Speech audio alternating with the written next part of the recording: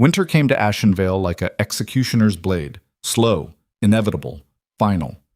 Duke Caedric Thornwell stood alone in the grand hall of his crumbling estate, surrounded by empty chairs where 30 lords had sat just hours before. They'd abandoned him. Every single one. The alliance he'd forged through blood and calculated brutality had shattered the moment weakness showed its face. Now the marble floors echoed with nothing but his footsteps and the distant howl of wind through broken shutters. He was the most dangerous man in 7 kingdoms, architect of political massacres that still haunted noble nightmares. And tonight he stood in ruins wearing the same expression he'd worn while watching his enemies burn, cold, unreadable, lethally calm. But you need to understand something about men like Caedric Thornwell. They don't break when the world turns against them. They remake the world. And what happened next would prove that some monsters are born from necessity, not choice. Stay with me, because the empire that rises from these ashes will be built on bones you haven't even counted yet. The fire in the hearth had burned down to embers hours ago, but Caedric hadn't moved to feed it. Cold didn't bother him anymore. Pain had cauterized that nerve years back when he'd learned the fundamental truth about survival in aristocratic society. Comfort makes you vulnerable, and vulnerability gets you buried in an unmarked grave while your enemies drink wine over your estate. He stood at the window overlooking Ashenvale's eastern territories, watching snow bury the valley in white silence. Somewhere beyond those hills, Lord Matthias Corvain was already moving pieces across the political board. The same man who'd smiled at Caedric's table last month. The same man who'd sworn loyalty with his hand on ancient texts and his eyes full of manufactured sincerity. The betrayal didn't surprise him. Betrayal never did. What surprised him was the timing. Footsteps echoed in the corridor outside. Measured, deliberate. Not a servant's shuffle, but a warrior's stride. The door opened without ceremony and Gareth Blackwood entered, still wearing mud-splattered riding boots and the expression of a man who'd ridden through 3 provinces without sleep. Caedric didn't turn from the window. How bad? Worse than we calculated. Gareth moved to the map table, his scarred hand spreading parchment across aged wood. Corvain didn't just pull his support. He's convinced the Northern Coalition that you're planning to seize the throne. The accusation was absurd. It was also brilliant. Caedric finally turned from the window, his shadow stretching long across the floor. And they believed him. Every single one. Gareth's jaw tightened. The king's already recalled your military commission. Lord Chancellor Pembroke is drafting charges. They're calling it treason. There it was. The word that ended dynasties. The word that put heads on spikes and estates under new management. Treason. The ultimate political weapon. Sharp enough to cut through centuries of noble bloodline and vague enough to apply to anyone inconvenient. Caedric crossed to the map table, studying the territorial markers Gareth had updated. Red flags clustered around Ashenvale like infection spreading through healthy tissue. His allies, former allies, had repositioned their forces along his borders. Not an invasion, not yet. Just pressure. Just a reminder that he stood alone now against the combined weight of 7 noble houses and a paranoid king. How long before they move? Gareth asked the question carefully, watching Caedric's face for the reaction that never came. 3 weeks. Maybe 4. Caedric's finger traced the supply routes through Blackridge Pass.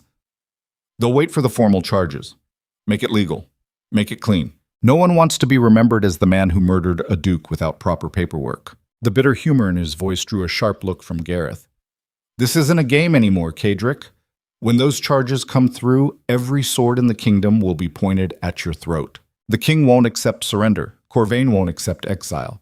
They want you erased. Then they'll have to work for it. The words landed flat and cold in the empty hall. Gareth had known Caedric since they were both young officers bleeding in the borderland wars. Back when loyalty meant something beyond political convenience. He'd watched this man orchestrate the fall of House Ravenmore with such surgical precision that historians still debated whether it qualified as warfare or art. He'd seen Caedric dismantle rebellions, crush rivals, and build Ashenvale into a territory so strategically valuable that kings negotiated carefully around its borders. But he'd never seen him cornered like this. You can't fight the entire kingdom. Gareth kept his voice level, reasonable. Even you have limits. Caedric looked up from the map, and for just a moment something moved behind those gray eyes. Not fear, Never fear. Something older. Something that had watched empires collapse and learned to dance in the rubble. Limits. He repeated the word like he was testing its weight. You know what I learned in the Southern campaigns, Gareth? Limitations are just boundaries other people accept. I never did. That's pride talking. No. Kedrick's hand swept across the map, scattering wooden markers. That's experience. Every man in this kingdom who ever tried to bury me is dead now. Not because I was stronger, not because I was smarter, because I was willing to go further than they ever imagined. The temperature in the room seemed to drop. Gareth had heard that tone before. The last time, 3 noble houses had ceased to exist within a month, and no one could prove Kedrick had given a single illegal order. What are you planning? Kedrick moved to the liquor cabinet, pouring 2 glasses of whiskey that probably cost more than a farmer's annual income. He handed one to Gareth with the ghost of a smile that never reached his eyes. I'm planning to teach the aristocracy a lesson they should have learned generations ago. He raised his glass in mock salute. You don't corner a wolf and expect it to die quietly. The royal court of Valdris operated on elaborate fiction. Everyone pretended the king ruled absolutely while actually serving the interests of 5 major houses who controlled enough wealth and military force to make or break dynasties. Everyone pretended loyalty mattered while quietly calculating the profit margin of betrayal. Everyone pretended justice existed while watching innocent men hang and guilty lords walk free based entirely on whose pockets were deeper. Kedrick had learned to navigate this system by becoming its most ruthless student. But ruthless students make terrible martyrs, and martyrs were exactly what Corvain needed. 3 days after Gareth's arrival, the formal charges reached Ashenvale by royal courier. The man who delivered them looked terrified, as if Kedrick might execute him for carrying bad news. Instead, Kedrick offered him wine and a warm bed for the night, read the charges with the detached interest of a man reviewing a grocery list, then sent the courier back to the capital with a message so polite it qualified as psychological warfare. The Duke of Ashenvale acknowledges receipt of His Majesty's concerns and looks forward to addressing these misunderstandings at the earliest convenience. Gareth watched the courier disappear down the snow-covered road and shook his head. You just called the king a liar in the most respectful language possible. I called him misinformed. Kedrick turned back toward the estate. There's a difference. Not to him. Then he'll learn. Inside the estate, preparations had already begun. Not for surrender. Not for exile. For war. Kedrick moved through the corridors giving orders in that quiet voice that made grown men's hands shake. Servants packed documents into waterproof cases. Guards reinforced defensive positions that hadn't been manned since his father's time. The armory that had gathered dust for a decade suddenly blazed with activity, as blacksmiths worked through the night repairing armor and sharpening blades. Ashenvale was preparing for siege. In his private study, Kedrick stood before a portrait of his father, Duke Aldrich Thornwell, who died choking on his own blood after trusting the wrong ally with the wrong secret. The painting captured Aldrich in his prime, all noble bearing and aristocratic confidence, the kind of man who believed honor and legacy mattered more than survival, the kind of man who died badly. Kedrick had been 17 when he'd watched his father's life drain out onto marble floors, while supposed friends stood by and did nothing. 17 when he'd learned that nobility meant nothing without the power to defend it. 17 when something fundamental had broken inside him and reformed into something harder, colder, infinitely more dangerous. He'd sworn 2 oaths that night over his father's corpse. First, never trust anyone whose loyalty wasn't enforced by mutual benefit or mutual fear. Second, never let weakness show, because the aristocracy fed on weakness like sharks on blood. He'd kept both oaths religiously for 23 years, and now those same skills were about to be tested against the combined weight of a kingdom that wanted him dead. A knock interrupted his thoughts. Come. The door opened to reveal a woman Kedrick hadn't expected to see again. Lady Alara Ashford stood in the doorway wearing traveling clothes and an expression that mixed exhaustion with something that might have been desperation. Snow still clung to her dark hair. Her hands trembled slightly before she clasped them together, forcing stillness. They'd been allies once, brief partners in a political arrangement that had benefited both their houses before circumstances had pulled them in different directions. Kedrick had always found her sharper than most nobility gave her credit for. She played the demure lady well while actually running her family's intelligence network with cold efficiency. He hadn't seen her in 4 years. Lady Ashford. His voice gave nothing away. This is unexpected. She stepped into the study and he noticed the exhaustion carved into her features, dark circles under her eyes, tension in her shoulders, the look of someone who'd been running from something. I need asylum. The request hit the air like a blade. Kedrick studied her in silence, reading the story written in her posture and the desperate edge in her voice. Behind her, Gareth appeared in the doorway, one hand resting casually on his sword hilt. From whom? Kedrick asked, though he already knew the answer. Corvain. She met his gaze without flinching. He's consolidating power. Anyone who might oppose him is being eliminated. My brother refused to support his accusations against you. 3 days ago, soldiers came for our estate. I barely escaped. The pieces fell into place with ugly clarity. Corvain wasn't just moving against Kedrick. He was using the treason accusation as cover to purge anyone who might challenge his growing influence. Efficient. Brutal. Exactly what Kedrick would have done in his position. And you came here. Kedrick kept his voice neutral. To the one place in the kingdom guaranteed to be under siege within weeks. Where else could I go? Alara's composure cracked slightly. Every noble house is either supporting Corvan or too terrified to help. You're the only man in 7 kingdoms crazy enough to stand against the entire aristocracy. Crazy? Kedrick tested the word. Or calculating. Is there a difference anymore? Fair point. Gareth cleared his throat from the doorway. Kedrick, we need to discuss this. Kedrick ignored him, still watching Alara. What exactly are you offering in exchange for protection? Information. Alara straightened, falling back on the skills that had kept her alive this long. I spent 4 years embedded in court politics. I know which houses are genuinely loyal to Corvain and which are just afraid. I know supply routes, troop movements, financial arrangements. I know secrets that could destroy half the noble families in Valdris. And you'd trade those secrets for sanctuary. I'd trade them for revenge. Now that was honest. Kedrick respected honesty the way other men respected courage, as a rare commodity worth preserving. He crossed to the window, looking out at his snow-covered territory. Ashenvale had been his fortress, his kingdom, his proof that power could be built and maintained through pure calculated will. Now it was about to become a battlefield. Taking in Alara meant accelerating the timeline. Corvain couldn't afford to let her live long enough to spread her information. The moment he learned she was here, he'd have to move immediately. Consequences and political niceties be damned, which meant Kedrick could control the timing of the attack. Your brother. Where is he now? Dead. Alara's voice went flat. They made it look like suicide. Very convincing. No one will investigate. Of course not. The aristocracy never investigated convenient deaths. Kedrick made his decision with the same cold efficiency he applied to every strategic choice. You can stay. You'll have rooms in the East Wing protected by my personal guard. In exchange, you'll provide every piece of intelligence you possess, and you'll do it honestly. If I discover you're holding back or feeding me false information, I'll hand you to Corvain myself. Understood. Perfectly.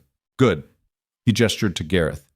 Show Lady Ashford to her quarters. Make sure she has everything she needs. Gareth's expression suggested they'd be having a very pointed conversation later, but he nodded and escorted Alara from the study. The door closed behind them, leaving Kedrick alone with his thoughts and the growing weight of decisions that couldn't be unmade. He returned to the map table, studying the territorial markers with fresh eyes. Corvain had made a mistake. A small one, but fatal.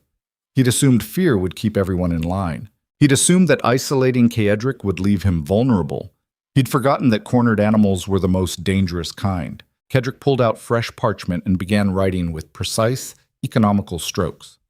Letters to old contacts who owed him favors they couldn't refuse. Letters to mercenary companies whose loyalty could be purchased. Letters to minor nobles whose ambitions outweighed their common sense. If the kingdom wanted to treat him like a traitor, he'd show them what real treason looked like. 6 days later, the first refugees arrived. They came in scattered groups through the mountain passes.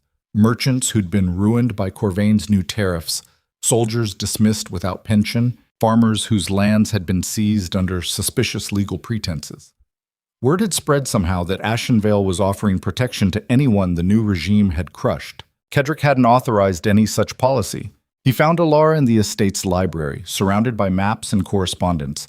coordinating the refugee situation with the efficiency of someone who'd done this before. Care to explain? He kept his voice cold. She looked up without apology. You need people. Corvain's strength comes from consolidating resources and eliminating opposition. Every person we take in is someone he loses. Every family we protect is a family that might fight for us later. I didn't agree to run a charity. This isn't charity. This is strategy. She stood facing him across the table. You taught me that years ago, remember? Power isn't just military force. It's having something worth protecting and people willing to protect it. Right now, you're just a cornered duke. But if you become the symbol of resistance against Corvain's purge, if you're the man who protects what the kingdom abandons, then I become dangerous in a completely different way. Exactly. Kedrick studied the maps she'd marked, tracking refugee movements and resource allocation. It was well planned, almost too well planned, which meant she'd been thinking about this longer than a few days. You anticipated this. Before you even came here, I anticipated that you'd need leverage beyond military force. Alara met his gaze steadily. Corvain's playing the long game, crown support, legal authority, moral high ground. You can't beat him by fighting the same battle. You have to change the rules. And you think turning Ashenvale into a refugee camp changes the rules. I think turning Ashenvale into hope changes everything. The word landed strange and foreign in the cold study. Hope. It wasn't a currency Kedrick typically traded in. Hope implied optimism, faith in better outcomes, belief that the universe bent towards something resembling justice. Kedrick had spent 23 years proving the universe bent toward nothing except force and fear. But strategy was strategy, regardless of the emotional packaging. Fine. He made the decision with characteristic speed. Coordinate with Gareth on defensive positions. Every refugee who can fight gets trained. Everyone else contributes labor, intelligence, whatever they can offer. This estate runs on value, not sentiment, clear, crystal, and Alara. He waited until she looked up. If this goes wrong, if this becomes a liability instead of an asset, I'll cut it loose without hesitation. These people included. I know what you are, Kedrick. She didn't flinch. I'm counting on it. She left him alone in the library, surrounded by maps of territories that might not be his much longer. Through the window, he could see the refugee camp forming in the eastern fields. Tents rising, fires being lit, the messy, chaotic business of survival happening in real time. It reminded him uncomfortably of the Borderland Wars, back when he'd still believed winning mattered more than what winning cost. He'd learned better since then. Gareth found him an hour later, carrying reports from the scouts. Corvain's mobilizing, 3 legions moving toward the southern border. He's not being subtle about it. He doesn't need to be subtle. Kedrick studied the troop positions. He has legal authority and overwhelming force. Subtleties for people who aren't sure they'll win. Can we hold against 3 legions? Not conventionally. Gareth waited. Then we don't fight conventionally. Kedrick turned from the window, and for the first time in days, something that might have been a smile touched his features. Corvain thinks he's hunting a traitor. Let's show him what hunting a wolf actually looks like. The transformation of Ashenvale happened faster than anyone expected. The estate that had been a symbol of isolated aristocratic power became something stranger. A fortress built not on noble tradition, but on desperate solidarity. Refugees brought skills Kedrick's household had never needed. Blacksmiths, engineers, former soldiers, information brokers who'd worked the shadows of capital politics. Alara orchestrated it all with ruthless efficiency, sorting people by capability and deploying them where they'd be most useful. She reminded Kedrick of himself, which was either the highest compliment or the deepest insult he could conceive. In the war room, Kedrick assembled his inner circle. Gareth, Alara, Marcus Thorne, his master of coin who'd somehow kept Ashenvale solvent through 2 failed harvests and 1 political embargo, and Silas Crane, the spy master whose network stretched into every major house in the kingdom. The map table between them showed Corvain's forces advancing like a slow tide. Red markers crept closer to Ashenvale's borders with methodical inevitability. 3 weeks until they arrive. Silas spoke in the flat monotone of someone reporting weather. They're coordinating with House Ravencroft and House Steelmont. Total strength approximately 4,000 trained soldiers plus support personnel. We have 600. Marcus didn't sugarcoat it. Even with the refugees who can fight, we're looking at maybe 800 total. That's not a battle. That's a massacre. Only if we fight the battle they expect. Cadric traced the mountain passes surrounding Ashenvale. Corvain's assuming we'll hole up here and wait for siege. Standard defensive doctrine. Conserve resources. Hope for relief that won't come. Gareth caught the implication first. You want to attack. I want to make siege impossible. Cadric's finger moved to the supply routes feeding Corvain's army. 4,000 soldiers need food, water, equipment. Those supply lines run through 3 major routes: Blackridge Pass, Thornwood Valley, and the River Road. We can't face his army head-on, but we can starve it. That's guerrilla warfare. Alara leaned forward, studying the routes with new interest. Fast strikes, retreat into the mountains, hit them where they're vulnerable. It'll buy time. And make them angry, Marcus pointed out. The angrier they get, the harder they'll come. Good. Cadric's voice went cold enough to frost glass. Angry enemies make mistakes, and I'm very good at exploiting mistakes. Silas cleared his throat. There's another factor. The king's watching this carefully. If you make Corvain look incompetent, if you turn this into a prolonged conflict that embarrasses the crown, the political calculation changes. Meaning the king might decide Corvain's more trouble than you are. It was a dangerous game. The kind of strategy that could elevate Cadric from cornered duke to legitimate threat. The kind that painted a target so bright it could be seen from the capital. It was also the only play that made sense. We start with Blackridge Pass. Cadric made the decision without hesitation. Small force, quick strike. Take out the supply depot and fall back before they can reinforce. Gareth, you'll command. Take 50 of our best. When? Tonight. The word carried finality. Gareth nodded once, already running tactical calculations. Marcus started working supply numbers. Silas slipped out to activate intelligence assets. Alara stayed behind, watching Cadric with an expression that mixed calculation with something that might have been concern. You're not just buying time, she said it quietly, after the others had left. You're forcing escalation. Yes. Why? Because time isn't my friend here. Every day I wait is another day Corvain consolidates power, turns more houses against me, and tightens the legal noose. He spread his hands over the map. This was always going to be a fight. I'm just choosing the battlefield. And if you lose, then I lose spectacularly enough that it matters. That's not a plan. That's suicide with style. Cadric met her eyes, and for the first time she saw the full weight of what drove him.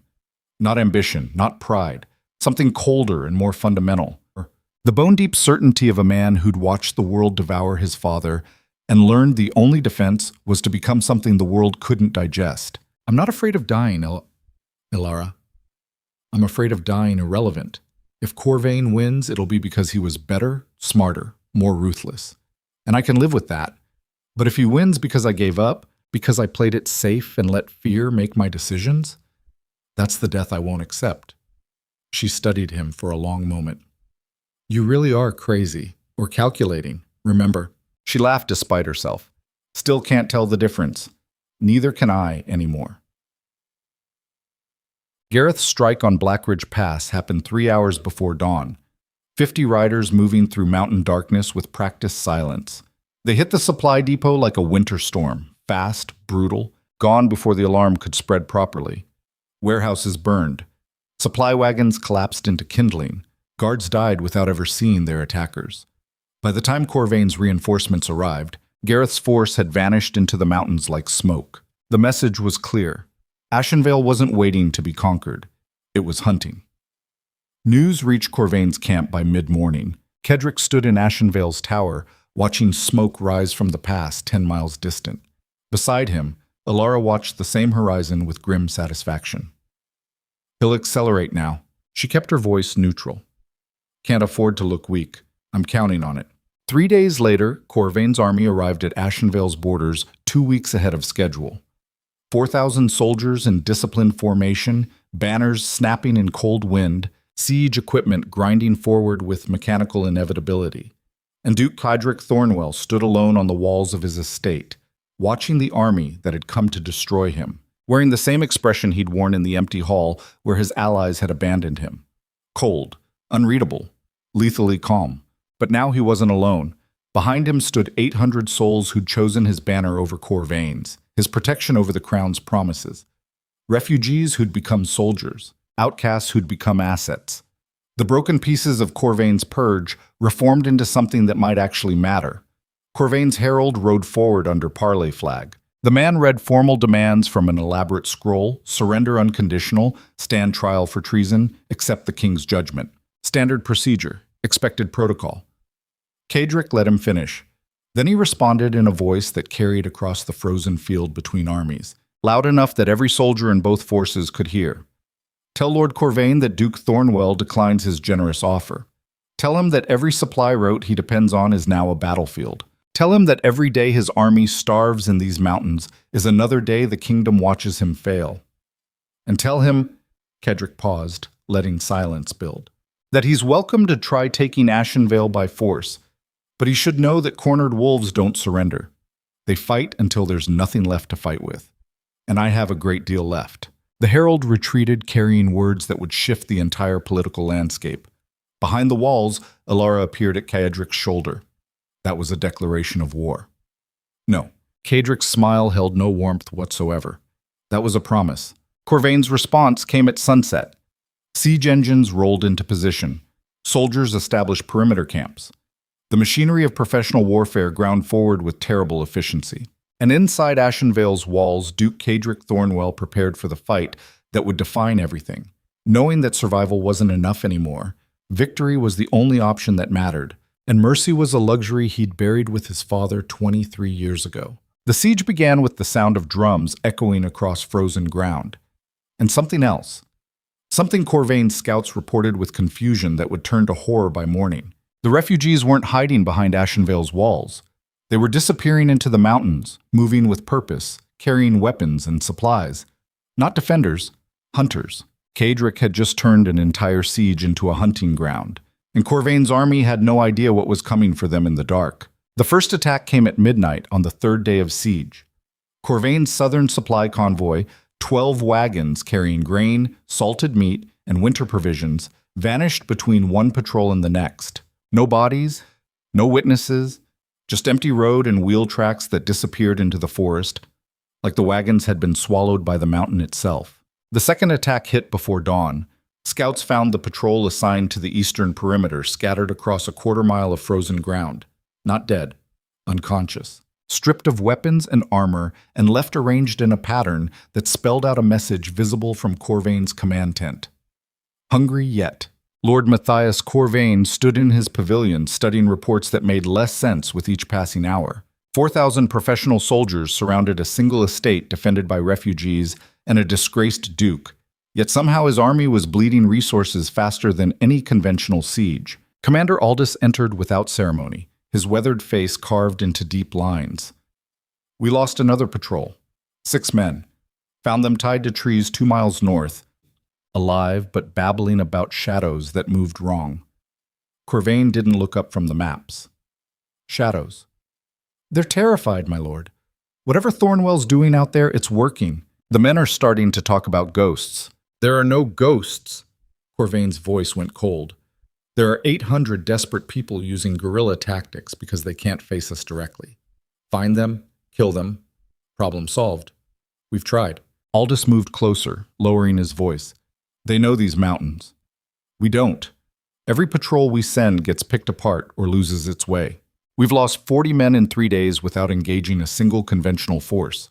Then send more men. My lord, we're burning through supplies faster than anticipated. If this continues, it won't continue. Corvain finally looked up, and something in his expression made Aldous step back. I didn't bring 4,000 soldiers to be embarrassed by a cornered duke and his collection of strays. Tomorrow we assault the estate directly. Overwhelming force. End this. The walls are reinforced. We'll take heavy casualties. Acceptable losses. Corvain returned to his maps. Thornwell's gambling that I'll lose patience before he loses resources. He's wrong. Prepare siege engines for dawn assault. I want those walls down by noon. Aldous saluted and retreated, leaving Corvain alone with maps that showed an estate that should have fallen days ago and an enemy who kept rewriting the rules of engagement. What Corvain didn't know, what his scouts hadn't reported because they hadn't survived long enough to report it, was that Caedric wasn't defending Ashenvale. He was using it as bait. 2 miles north in the mountain caves that honeycombed the region like a stone labyrinth, Kedrick stood among his hunters, reviewing the night's work. 50 men and women who'd learned to move through winter darkness like predators. Former soldiers, mountain guides, hunters who knew every game trail and hidden pass. Alara's intelligence network had identified them. Gareth had trained them. Kedrick had unleashed them. The results spoke for themselves. How much longer can we maintain this pace? Gareth kept his voice low, aware of the exhausted fighters resting against cave walls. They're good, but they're not invincible. Eventually, Corvain's going to get lucky. He doesn't need luck. Kedrick studied the crude map they'd sketched in charcoal on stone. He needs patience. And patience is exactly what we're stealing from him. Marcus appeared from the deeper tunnels. His coin master precision applied now to resource management in conditions that would have broken most administrators. Supply situations holding. The refugees inside Ashenvale have enough food for 2 more weeks if we ration carefully. Corvain's army has maybe 10 days before hunger becomes a serious problem. 10 days. Alara emerged from the shadows, her traveling cloak still dusted with snow from the surface. That's not enough time for the political situation to shift. We need longer. Then we take longer. Kedrick's tone allowed no argument. Tonight we hit the River Road convoy. Make it loud. Make it visible. I want Corvain's entire camp to hear it happening and know they can't stop it. That's suicide. Gareth's objection came fast. The River Road's too exposed. We'll be cut off. Only if we're still there when the reinforcements arrive. Kedrick met his oldest friend's gaze. Trust me. The words carried weight accumulated over 2 decades of combat and survival. Gareth held the stare for 3 long seconds, then nodded once. I'll need 20 fighters, the best we have. You'll have them. As the group dispersed to prepare, Alara caught Kedrick's arm. Can I talk to you? They moved deeper into the cave system, away from listening ears. Moisture dripped from stalactites overhead. The air tasted of stone and darkness. You're pushing too hard. Alara didn't waste time with preamble. These people aren't professional soldiers. They're refugees who learned to fight because the alternative was death. If you burn them out, they won't burn out. Kedrick's certainty came from somewhere cold and absolute. They'll fight because fighting's the only thing keeping them alive. Same as me, same as you. That's not inspirational leadership. That's weaponized desperation. Yes, and it's working.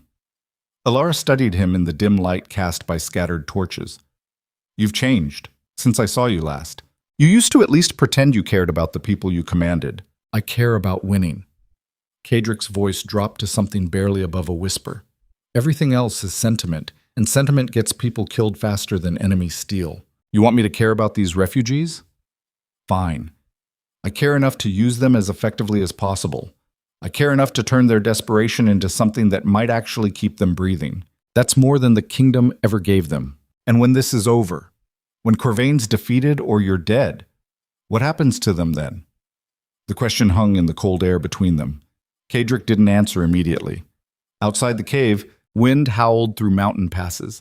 Inside, people who'd lost everything prepared to risk what little remained. If I win, they get to rebuild lives in a kingdom that won't forget what happens when you corner desperate people.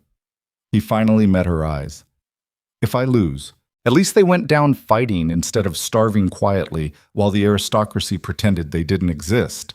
That's not an answer. It's the only answer I have. Alara opened her mouth to respond, then stopped. Something in Kedrick's expression, not quite pain, not quite emptiness, but the hollow space where both used to live, killed the words before they formed. She'd known him when he still believed winning and surviving were different things, when he'd still made the distinction between necessary cruelty and cruelty for its own sake. That man had died somewhere in the years between, buried under calculated pragmatism, and the kind of ruthlessness that didn't flinch from consequences. What scared her wasn't that he'd changed. What scared her was that she understood exactly why. Just don't forget, she said it quietly. The people following you aren't tools. They're not weapons you can discard when they break. Everyone's a tool, Alara. The trick is making sure they're tools that choose to be used. He turned toward the cave entrance. Now help me make sure tonight's work keeps them alive long enough to regret that choice. The assault on the River Road convoy happened with precision that would have impressed military strategists if any had survived to analyze it. 20 fighters moving in coordinated waves strike from 3 directions simultaneously. Target the horses first, then the guards, then scatter before reinforcements arrived. It should have worked perfectly. It almost did. Gareth's team hit the lead wagons with devastating efficiency. Horses screamed and bolted. Guards fell under a hail of arrows fired from elevated positions. Within 90 seconds, half the convoy was in chaos. Then the trap sprung. Corvain had anticipated the attack. Not the location, not the timing, but the inevitability. He'd seated his convoys with reserve forces hidden in covered wagons, waiting for exactly this scenario. When Gareth's fighters moved in for close combat, 200 soldiers poured out of concealment. The mountain pass became an abattoir. Gareth saw the trap close and made the only decision possible. Fall back. Now. His fighters retreated with brutal discipline, covering each other's withdrawal with the kind of practice coordination that only came from facing death regularly. But 200 against 20 meant casualties were inevitable. 3 fighters fell in the first 30 seconds. 2 more went down covering the retreat. By the time Gareth's remaining 15 reached the tree line, they'd lost a third of their force and gained nothing except proof that Corvain was learning. They made it back to the cave system 2 hours before dawn, bleeding and furious. Cedric met them at the entrance, his expression unreadable as he counted the survivors and noted the missing faces. It was a trap. Gareth's words came out clipped, professional, but rage burned underneath. He knew we'd hit the convoy. Probably knew we'd hit that specific convoy. Of course he knew. Cedric's voice carried no surprise. He's not stupid. We've been using the same tactics for 3 days. He adapted. 5 people died because he adapted. 5 people died because this is war. Cedric met Gareth's anger with something colder. Did you think we'd bleed him without bleeding ourselves? The silence that followed pressed down like physical weight. The surviving fighters watched their commander and their duke face off in the torchlight, waiting to see which would break first. Neither did. Gareth turned away, moving to help the wounded. Cedric watched him go, then addressed the assembled fighters directly. Tonight we lost people. He didn't raise his voice, didn't need to. Good people who fought well and died hard. That's the cost of what we're doing here. Corvain has 4,000 soldiers and unlimited resources. We have courage and desperation. Sometimes that's not enough. He paused, letting the words settle. But here's what Corvain doesn't understand. Every soldier he commits to protecting convoys is a soldier not besieging Ashenvale. Every resource he spends hunting us in these mountains is a resource that doesn't go toward ending this siege. We're not trying to win battles. We're trying to make victory too expensive for him to afford. How many more do we lose before it gets too expensive for us? The question came from a young woman whose brother had died in the ambush. Her voice shook but held. Cedric looked at her directly. As many as it takes. I won't lie to you about the cost, but I'll promise you this. Every person we lose makes Corvain's victory that much harder. And when this is over, when the kingdom looks at what happened here, they'll remember that we made them work for every inch. It wasn't comfort, wasn't even particularly inspiring, but it was honest. And honesty had value when everything else felt like calculated deception. The fighters dispersed slowly, carrying their dead deeper into the caves for burial rites that would have to wait until survival wasn't quite so precarious. Alara found Cedric alone near the cave entrance an hour later, staring out at the pre-dawn darkness. You're losing them. Not yet. But his voice suggested he knew how close the edge was. That speech wasn't enough. They need to believe this matters beyond just making Corvain bleed. Then give me something that matters beyond bleeding him. Cedric turned to face her. You said you had intelligence that could destroy noble houses. Start using it. I need ammunition that works in courts, not just battlefields. Alara considered for a long moment, then nodded slowly. There's a lord in Corvain's coalition, Edmund Blackwood. He's been embezzling crown funds for 6 years, moving money through false trade contracts. I have documentation. Why haven't you used it before? Because exposing him exposes the network I used to gather the information. Once I burn that intelligence, it's gone forever. Burn it. Cedric's decision came without hesitation. Send everything to the king's auditors. Let them trace the money. Make Corvain's coalition start eating itself. And when they trace the intelligence back to me, they won't. You're already dead as far as most of the kingdom knows. Use that. Alara studied him with something between admiration and horror. You really will sacrifice anything to win this. Not anything. Kedrick's expression hardened. Just everything that's already broken. Yi ashti. The documentation reached the royal court 5 days later through channels so convoluted that even Kedrick couldn't trace them all. Alara's intelligence network had survived specifically because she'd built redundancy into every layer. The effect was immediate and catastrophic. Lord Edmund Blackwood found himself arrested at a royal banquet, dragged from his seat by Crown investigators, while 300 nobles watched in stunned silence. The evidence was overwhelming. The financial trail led directly to accounts in his name, and under interrogation, he confirmed that 6 other lords in Corvain's coalition had similar arrangements. The political earthquake that followed made the siege of Ashenvale suddenly look like a sideshow to the main event. The king, already nervous about Corvain's growing power, saw an opportunity to prune dangerous branches from the noble tree. Arrests followed. Trials were scheduled. Half of Corvain's political support structure collapsed within a week. News reached the siege lines through deserters and camp followers who moved between armies like water finding cracks. Kedrick received reports from Silas, whose spy network operated with supernatural efficiency despite the chaos. Corvain's losing ground in the capital. The king's turned 6 different investigations on his coalition. At least 3 of his major supporters are under house arrest. Good. Kedrick studied updated maps that showed Corvain's army still surrounding Ashenvale, but looking increasingly isolated. How's morale in his camp? Fracturing. Soldiers are starting to question why they're freezing in the mountains chasing rebels, while their patrons face treason charges back home. And Corvain himself. Silas's expression went carefully neutral. Committed. Probably too committed. He can't afford to look weak now. If he retreats without victory, every vulture in the kingdom will descend. So he escalates. That would be my assessment. The prediction proved accurate faster than anyone anticipated. Corvain's response to political disaster was military aggression turned up to levels that bordered on suicidal. He launched a full assault on Ashenvale at dawn 3 days later. The siege engines that had been positioning for a week opened up simultaneously. Massive stones crashed into Ashenvale's walls with earth-shaking impact. Soldiers advanced under cover of arrow fire so thick it darkened the winter sky. Inside the estate, defenders scrambled to positions they'd drilled for weeks. Marcus coordinated ammunition distribution. Gareth commanded the wall defenses. Refugees who'd never held weapons before found themselves firing crossbows with shaking hands. And Kedrick stood in the highest tower, watching 4,000 soldiers try to tear down everything he'd built, his expression carved from winter itself. They're committing everything. Alara appeared beside him, breathing hard from the climb. This isn't a probe, this is annihilation. Yes, which means Corvain's making the exact mistake I've been waiting for. What mistake? He's fighting angry instead of smart. Below them, the first wave of soldiers reached the walls. Scaling ladders crashed against stone. Defenders poured boiling oil and dropped stones. Men screamed and died in the chaos that turned siege warfare into intimate butchery.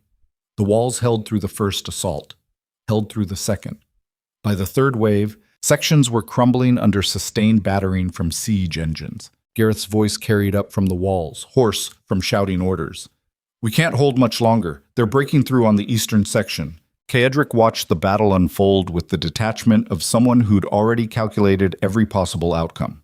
How long until complete breach? An hour. Maybe less. Good. Pull everyone back to the inner keep when the wall falls. Staged retreat. Make them work for every room. You're abandoning the outer defenses. I'm choosing what to defend and what to sacrifice. Move. Gareth disappeared back into the chaos. Alara stayed, watching Kedrick's face for some sign of the pressure he had to be feeling. Found nothing. You planned for this. The wall falling. I planned for everything falling. The question was never if Corvain could break the defenses. It was whether breaking them would cost more than he could afford. And you think it will. I think he's about to find out. The eastern wall collapsed an hour later in a cascade of stone and screaming timber. Corvain's soldiers poured through the breach like water through a broken dam. They took the outer courtyard in brutal hand-to-hand fighting that turned frozen ground into a slaughterhouse. But the defenders had already retreated to the inner keep, a fortress within the fortress, designed centuries ago to withstand exactly this scenario. Corvain's army found itself fighting room to room through a building designed to kill invaders. Narrow corridors that funneled soldiers into kill zones. Staircases that became death traps. Rooms that could be sealed and defended by handfuls of fighters against overwhelming numbers. The advance slowed to a crawl measured in bodies. By nightfall, Corvain controlled the outer estate, but the inner keep remained defiant. His soldiers were exhausted, casualties were mounting, and victory that had seemed inevitable at dawn now felt like it might take weeks of grinding attrition. In his command tent, Corvain received casualty reports that made his commanders exchange worried glances. 800 dead or wounded. Nearly a fifth of his force spent taking half an estate, and intelligence suggested Thornwell still had resources to burn. Commander Aldous cleared his throat carefully. "My lord, we could pause the assault, consolidate our gains, bring up fresh supplies, and we pause nothing." Corvain's voice cut through the suggestion like a blade. "Thornwell's gambling that I'll lose nerve. Tomorrow we hit the keep with everything we have. I want it burned to foundations if necessary. My lord, the men are soldiers. They'll fight because that's what soldiers do." Corvain stood, signaling the meeting's end. "Tomorrow, we finish this."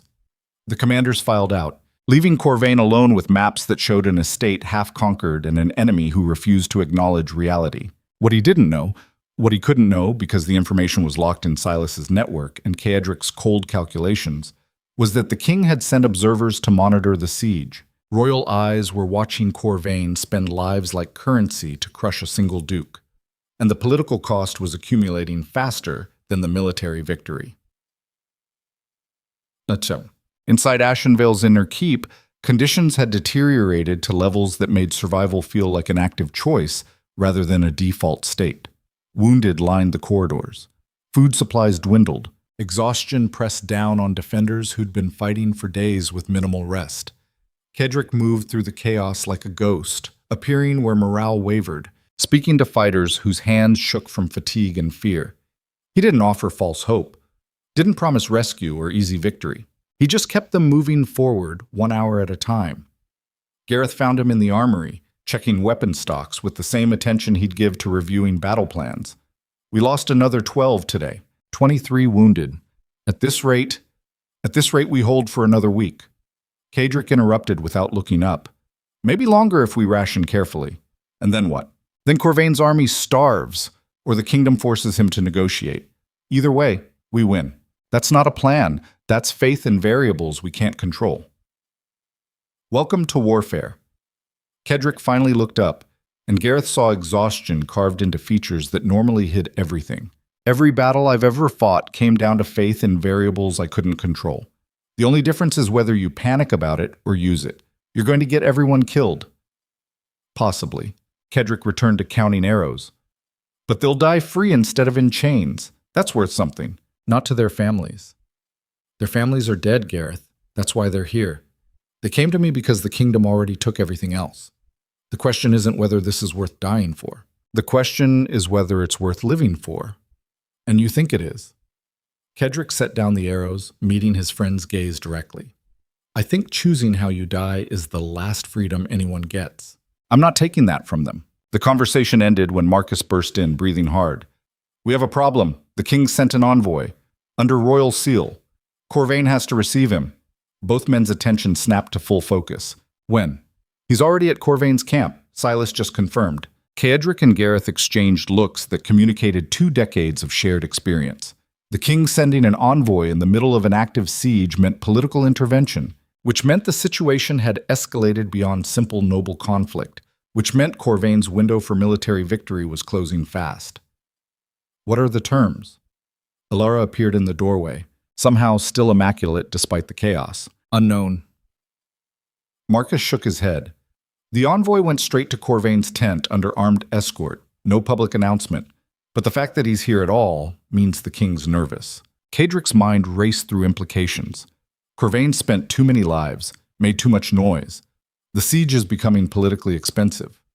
"So what do we do?" Gareth asked. "We wait." Kaedric's certainty carried weight. "And we make sure that when negotiation happens, it happens from strength, not desperation. We're locked in a keep with dwindling supplies and an army at the gates. That's textbook desperation. Only if they know we're desperate. Kadrick's smile held no warmth. Tonight we make another supply run. Hit their provisions again. Remind them that even trapped, we're still dangerous. That's insane. We barely have enough people to hold the walls, which is exactly why they won't expect it. He looked at each of them in turn. Small team, fast strike. In and out before they can respond. Who's with me? Silence stretched for 3 heartbeats. Then Gareth sighed. You're going yourself. Someone has to. The words carried finality that killed further argument. Kadrick wasn't asking permission, wasn't looking for volunteers. He was informing them of a decision already made. Alara stepped forward. I'm coming with you. Absolutely not. You need someone who knows their camp layout. I studied Corvain's supply systems for years. I can get you in and out without being seen, or get us both killed. Better than sitting here waiting for walls to collapse. Kadrick studied her for a long moment, weighing risks and benefits with the cold efficiency he applied to everything. Finally nodded once. Fine, but you follow my lead without question. Clear, crystal. 3 hours later, as midnight pressed down on the besieged estate, Kadrick and Alara slipped out through a hidden passage that opened onto the mountain face.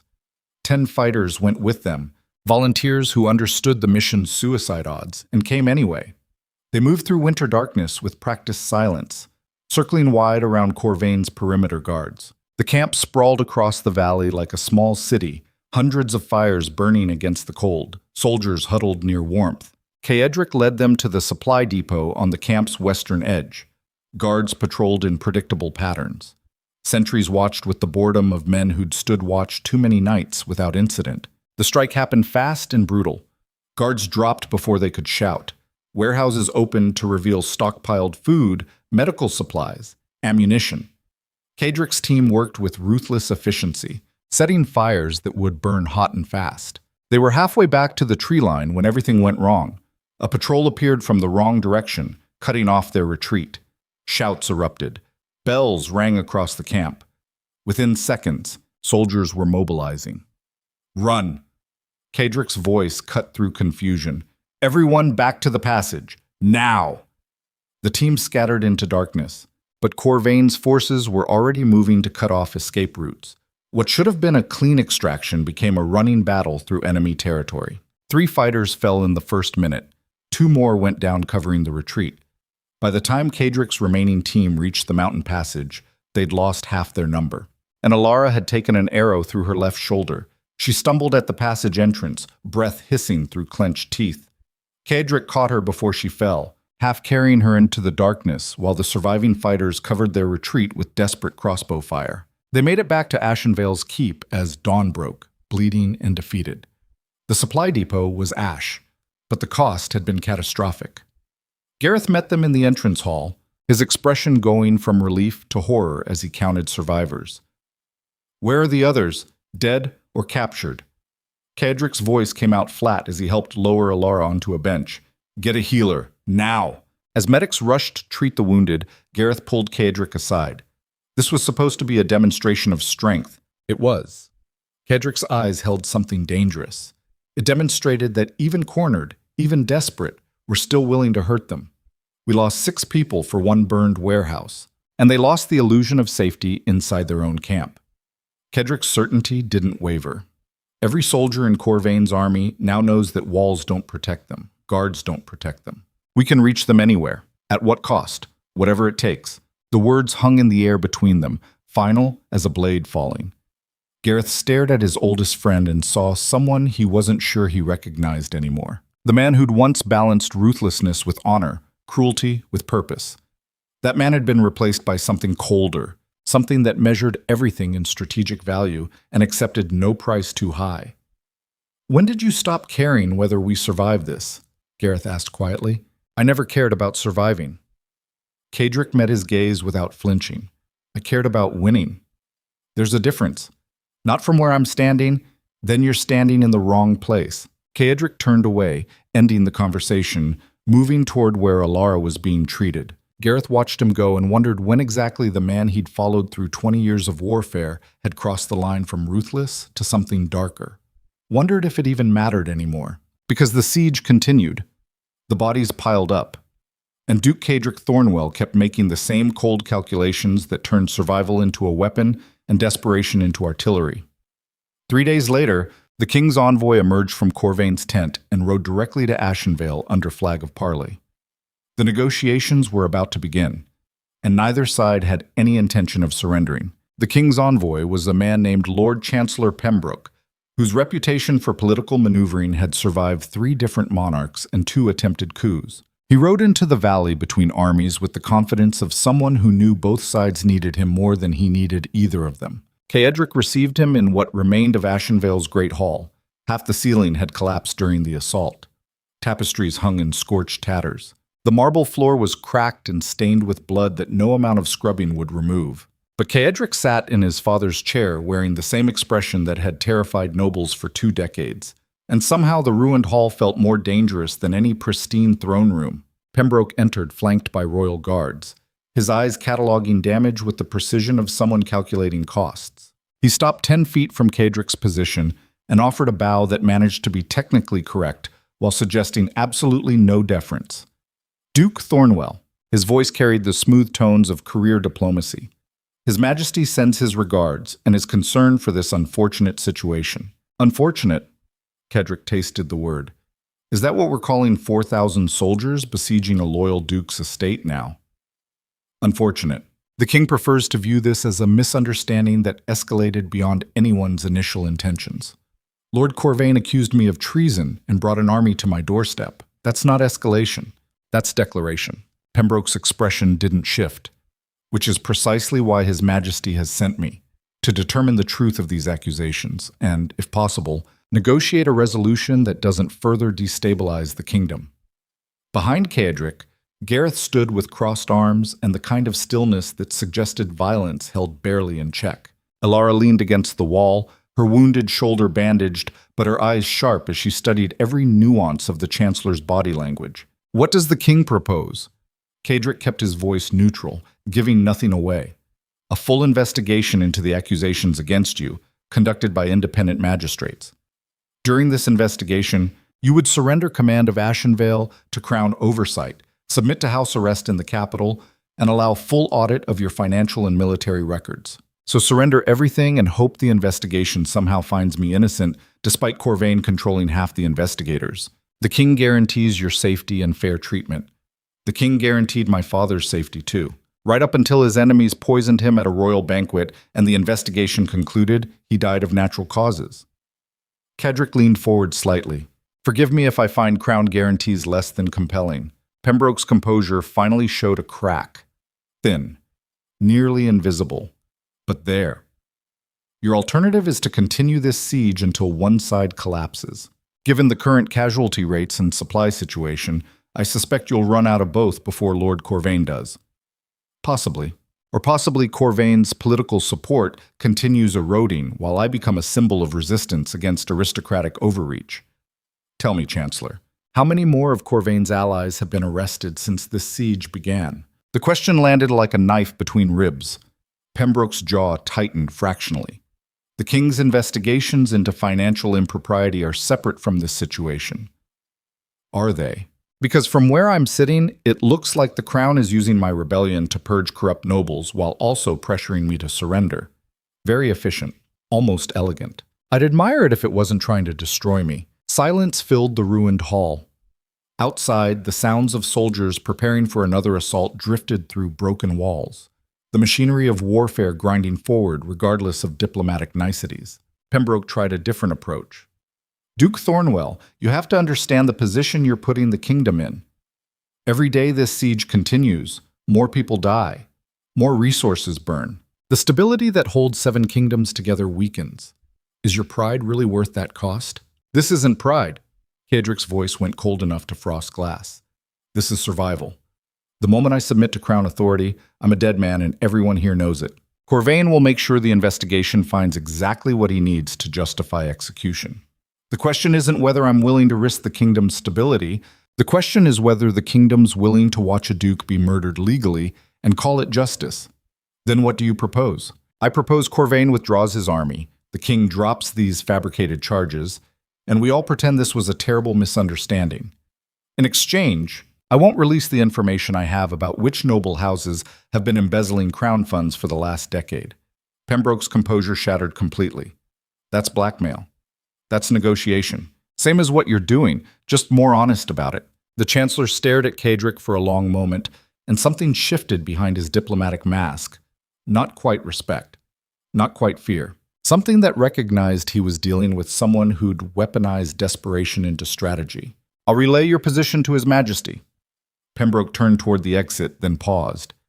You should know, Duke Thornwell, that the king has limits to his patience. If negotiations fail, the full weight of the crown will fall on this estate, and no amount of clever tactics will save you from that. Then I suggest the king negotiate in good faith. Cedric's tone suggested the conversation was over. Because if the crown's full weight falls on me, I promise you'll be surprised how much damage one desperate duke can do on the way down. Pembroke left without another word, his guards falling in around him as he rode back toward Corvain's camp. The meeting had lasted less than 15 minutes, but it felt like watching two armies circle each other, testing for weakness, finding none. Gareth waited until the envoy was out of earshot. You just threatened the king. I stated a negotiating position. There's a difference. Not to him there isn't. Good, let him be nervous. Nervous kings make mistakes. Alara pushed off the wall, wincing as the movement pulled at her wounded shoulder. That was either brilliant or suicidal. I can't decide which. Both. Cedric stood, moving to the shattered window overlooking the valley. Pembroke will tell the king I'm unreasonable and dangerous. The king will tell Corvain to end this quickly before it becomes more politically expensive. Corvain will escalate. And we're supposed to survive that how? We're not supposed to survive it. We're supposed to make surviving it so costly that the crown forces Corvain to negotiate for real. Cedric turned back to face them. How long before Alara's intelligence about the embezzlement reaches the capital? Alara checked the bandage on her shoulder absently. It's already there. Should hit the royal court tomorrow morning through 3 different channels.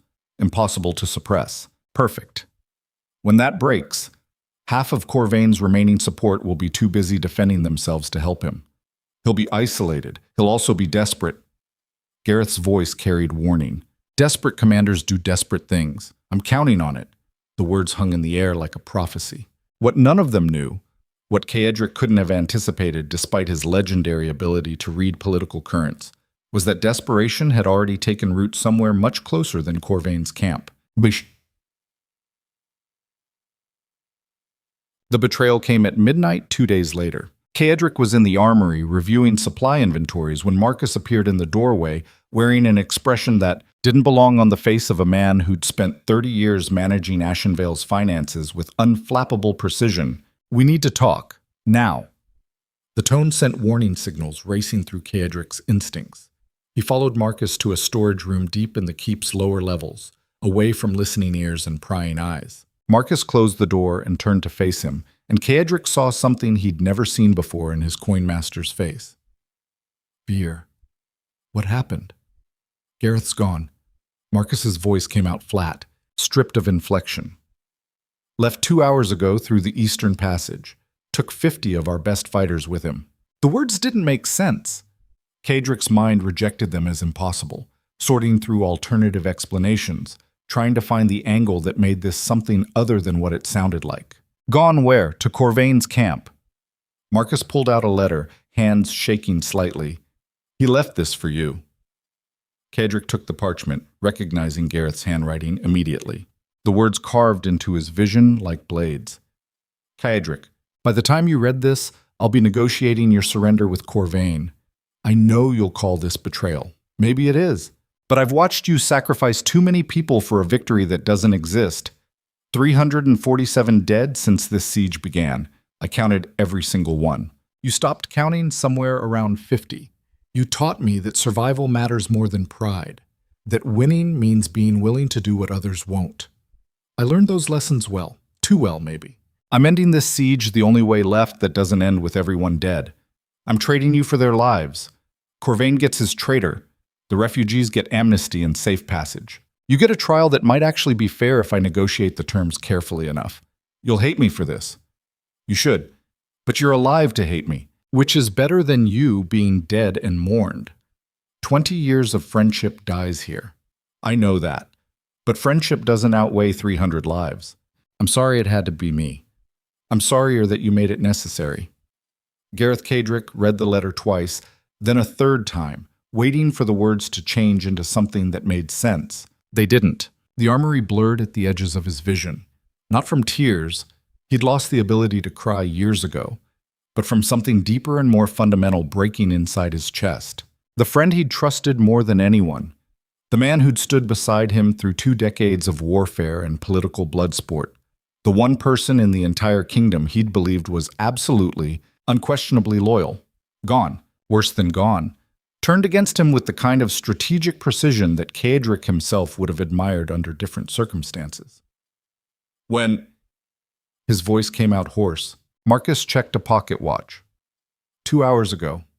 Maybe less. He has 50 fighters and knowledge of every defensive position we have. By now, he's already at Corvain's camp negotiating terms. Can we stop him? Not without starting a battle that would kill everyone faster than the siege would. Cadric's hands clenched on the letter, crumpling the parchment. 20 years. 20 years of shared battlefields and mutual trust, and the kind of loyalty that was supposed to be unbreakable. All of it discarded because Gareth had decided Cadric's strategy cost too many lives. The bitter irony burned like acid. Cadric had spent 2 decades teaching Gareth that survival required ruthlessness, that winning meant making impossible choices, that sentiment got people killed. And Gareth had learned so well that he'd turned those same lessons against their teacher. A voice spoke from the doorway. I tried to warn you. Cadric spun to find Alara standing there, her wounded shoulder bandaged but her expression carved from stone. You knew. I suspected. She stepped into the room. Gareth's been questioning your decisions for weeks. Getting quieter, more withdrawn. I recognize the signs because I've seen them before in people about to break. And you said nothing. What would you have done if I had? Locked him up, killed him. Neither option would have changed the fundamental problem, which is that you've been burning through people like ammunition, and eventually someone you trusted was going to decide the price was too high. The words hit harder than any physical blow. Cadric stared at Alara, seeing his own ruthlessness reflected back through her eyes, and for the first time in years felt something crack in the armor he'd built around himself. He's right, isn't he? The admission came out quiet, almost inaudible. I did stop counting the dead. Somewhere around 50, I stopped learning their names. Started seeing them as resources instead of people. You saw them as what they needed to be to survive. Alara's voice held no judgment. That's not weakness. That's command. Command that just cost me my oldest friend and 50 of my best fighters. Command that's kept 800 people alive against impossible odds. She moved closer. You want to know what I think? I think Gareth couldn't handle the weight of what survival actually costs. I think he needed to believe there was a clean way out of this mess. And I think he's about to discover that Corvain's definition of mercy involves a noose and a public execution. Then we have to stop the negotiation. How? Marcus spoke up from where he'd been standing. Confront. Gareth has everything he needs to give Corvain victory. Our defensive positions, our supply status, the location of every passage in and out of this keep. Even if we could reach him, he's already given them the information. Cadric's mind raced through scenarios, calculating angles and probabilities with desperate speed. Everything he'd built was collapsing. The siege he'd held through pure calculated will was about to end in betrayal and surrender. The walls were still standing, but the fortress was already lost. Unless, his eyes snapped to Alara. How much of Gareth's intelligence is still accurate? What do you mean? He left 2 hours ago. How much has changed since then? Understanding dawned in her expression. Not much in terms of positions. But he doesn't know about the supply cache we moved yesterday. Doesn't know we opened the southern passage. Doesn't know about the tunnel system Silas discovered that connects to the mountain caves. So his intelligence is incomplete. Deliberately so. I've been compartmentalizing information since the siege began. No one person knows everything, even Gareth, especially Gareth, because I didn't trust him not to do exactly this. Cadric stared at her, recalibrating his entire assessment of the woman he'd thought he understood. You've been preparing for betrayal from the beginning. I've been preparing for reality. She met his gaze without flinching. Everyone breaks eventually. The only question is when and how much damage they do on the way down. It was the coldest, most ruthless piece of pragmatism Cadric had heard in years. It was also exactly the kind of thinking that might save them. Can we use the incomplete intelligence? Feed Corvain false confidence? Maybe. If we move fast, if we're willing to sacrifice whatever Gareth's negotiation was supposed to save, meaning the refugees, meaning everyone who thought surrender would bring mercy. Alara's voice went flat. Corvain won't honor terms negotiated by a traitor who defected. He'll take what Gareth offers, use it to crush us, then execute everyone anyway. That's what I'd do. That's what I'd do too. The admission hung between them, two people who understood exactly how dark the water they were swimming in actually was. Marcus cleared his throat. If we're not surrendering, we need a new strategy, fast. Corvain's going to move the moment Gareth gives him what he needs. Kedrick's mind worked through possibilities with mechanical precision, discarding sentiment, focusing purely on tactical advantage. Gareth's betrayal had given him one thing, absolute clarity about what survival required. No more half measures. No more hoping for political rescue. No more counting on anyone's loyalty except his own capacity for ruthlessness. He looked at Marcus. How many fighters do we have left? Including the wounded who can still hold weapons, maybe 200. Supplies. 4 days. Maybe 5 if we ration brutally. And Corvain's army, still around 3,000 after casualties. Probably more once Gareth tells them our real numbers. Alara stepped forward. We can't win a conventional battle with those odds. No. Kedrick's voice went deadly calm. But we can turn the entire siege into a trap. Both of them stared at him. Explain, Marcus demanded. Gareth's giving Corvain our defensive positions. Fine. Let him have them. We evacuate everyone through the tunnels Silas found. Leave the keep looking occupied, but actually empty. When Corvain's forces storm in expecting resistance, they find nothing. Alara caught the thread. And we're already gone. Not gone. Kedrick's smile held no warmth. Positioned. Every tunnel exit leads to different points around Corvain's camp. We split into small units, hit them from every direction simultaneously while they're wasting resources attacking an empty fortress. That's insane, Marcus shook his head. Even if it works tactically, you're talking about abandoning Ashenvale, your home, your father's legacy. Legacy doesn't matter if I'm dead to appreciate it. Kedrick's voice went hard. And Ashenvale's just a building.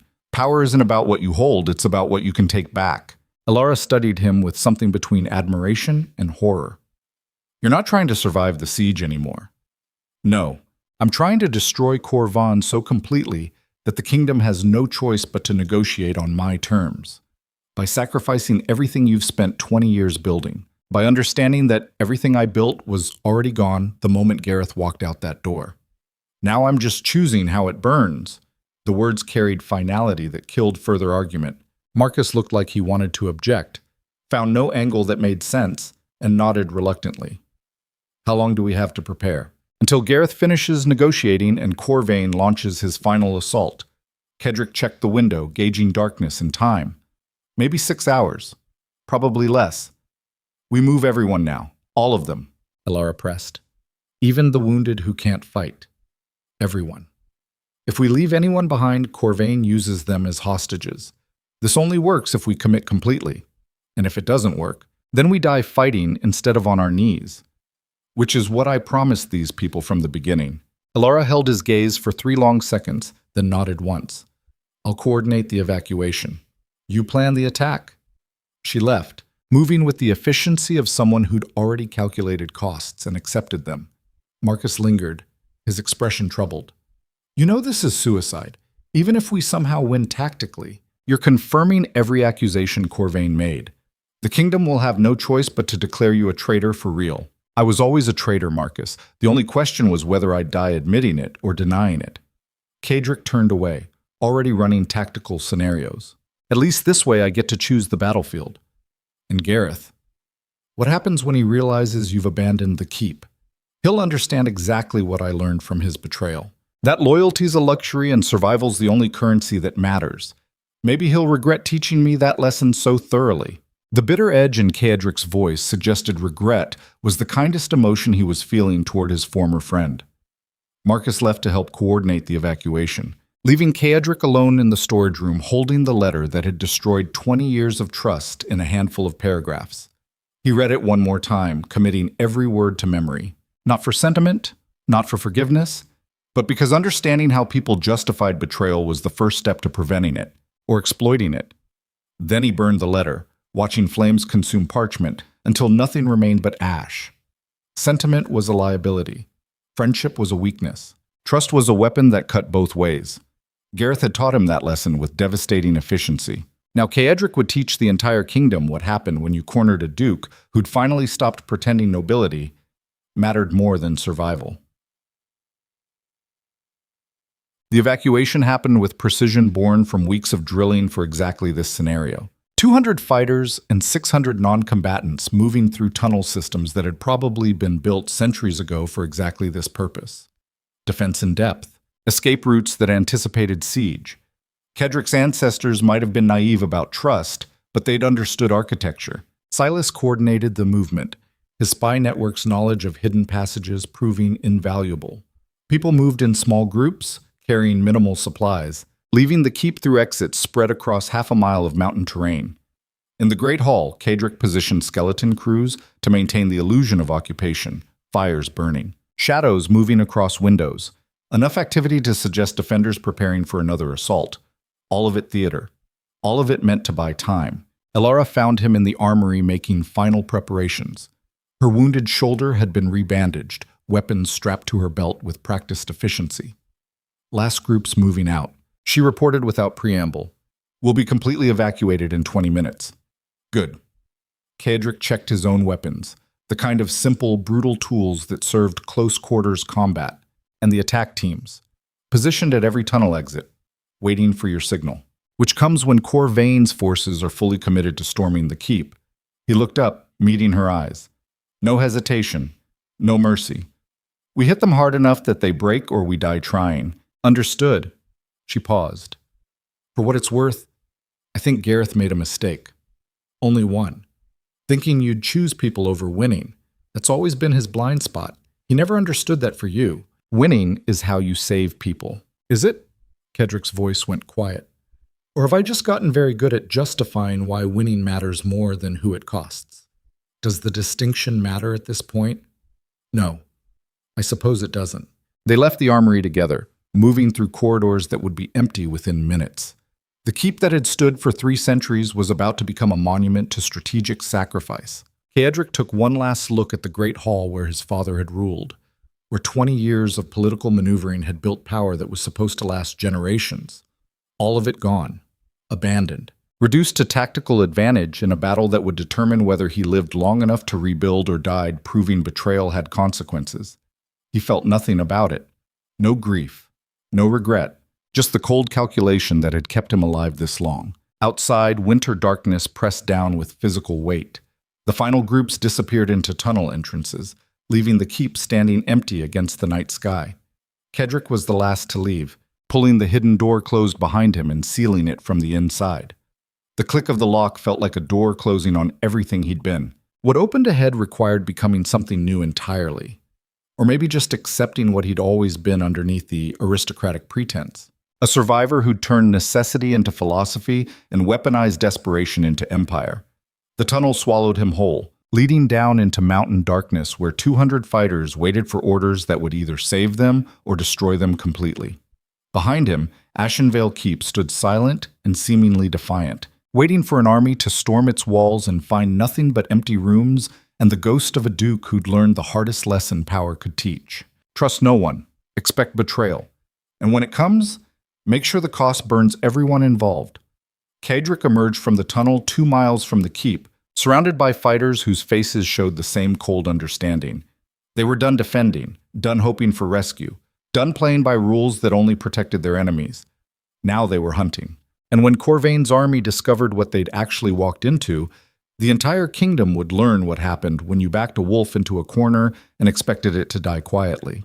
The siege was over. The war was just beginning. Corvain's assault began at dawn exactly as Caedric had calculated. 3,000 soldiers advancing on Ashenvale Keep, with siege engines grinding forward and banners snapping in winter wind. The kind of overwhelming force designed to crush resistance through sheer numerical superiority. They hit empty walls. The first wave breached the outer defenses within an hour, flooding through gaps that should have been defended by concentrated crossbow fire. Instead, they found abandoned positions, cold fire pits. Weapons left scattered like the defenders had vanished mid-battle. The second wave pushed deeper, storming through corridors that echoed with nothing but their own footsteps. Rooms stood empty. The great hall where Cedric had received Pembroke sat silent except for wind howling through shattered windows. By the time Corvain's commanders realized they'd been attacking a ghost fortress, 2,000 soldiers were spread throughout the keep's interior, separated into small groups navigating unfamiliar architecture, completely exposed. That's when Cedric struck. The attack came from everywhere simultaneously. Tunnel exits opened across half a mile of mountain terrain, disgorging fighters who'd been waiting in darkness for hours. Small units hitting supply depots, command tents, artillery positions. Not trying to win conventional battles, but to create chaos that multiplied faster than Corvain's forces could respond. Cedric led the central strike himself, 20 fighters moving through pre-dawn darkness toward Corvain's command pavilion. They killed sentries with brutal efficiency, blades finding throats before screams could form. Fire arrows arced into ammunition stores. Explosions ripped through the camp as stockpiled powder ignited. Within 10 minutes, Corvain's organized siege transformed into bedlam. Soldiers scrambled for weapons.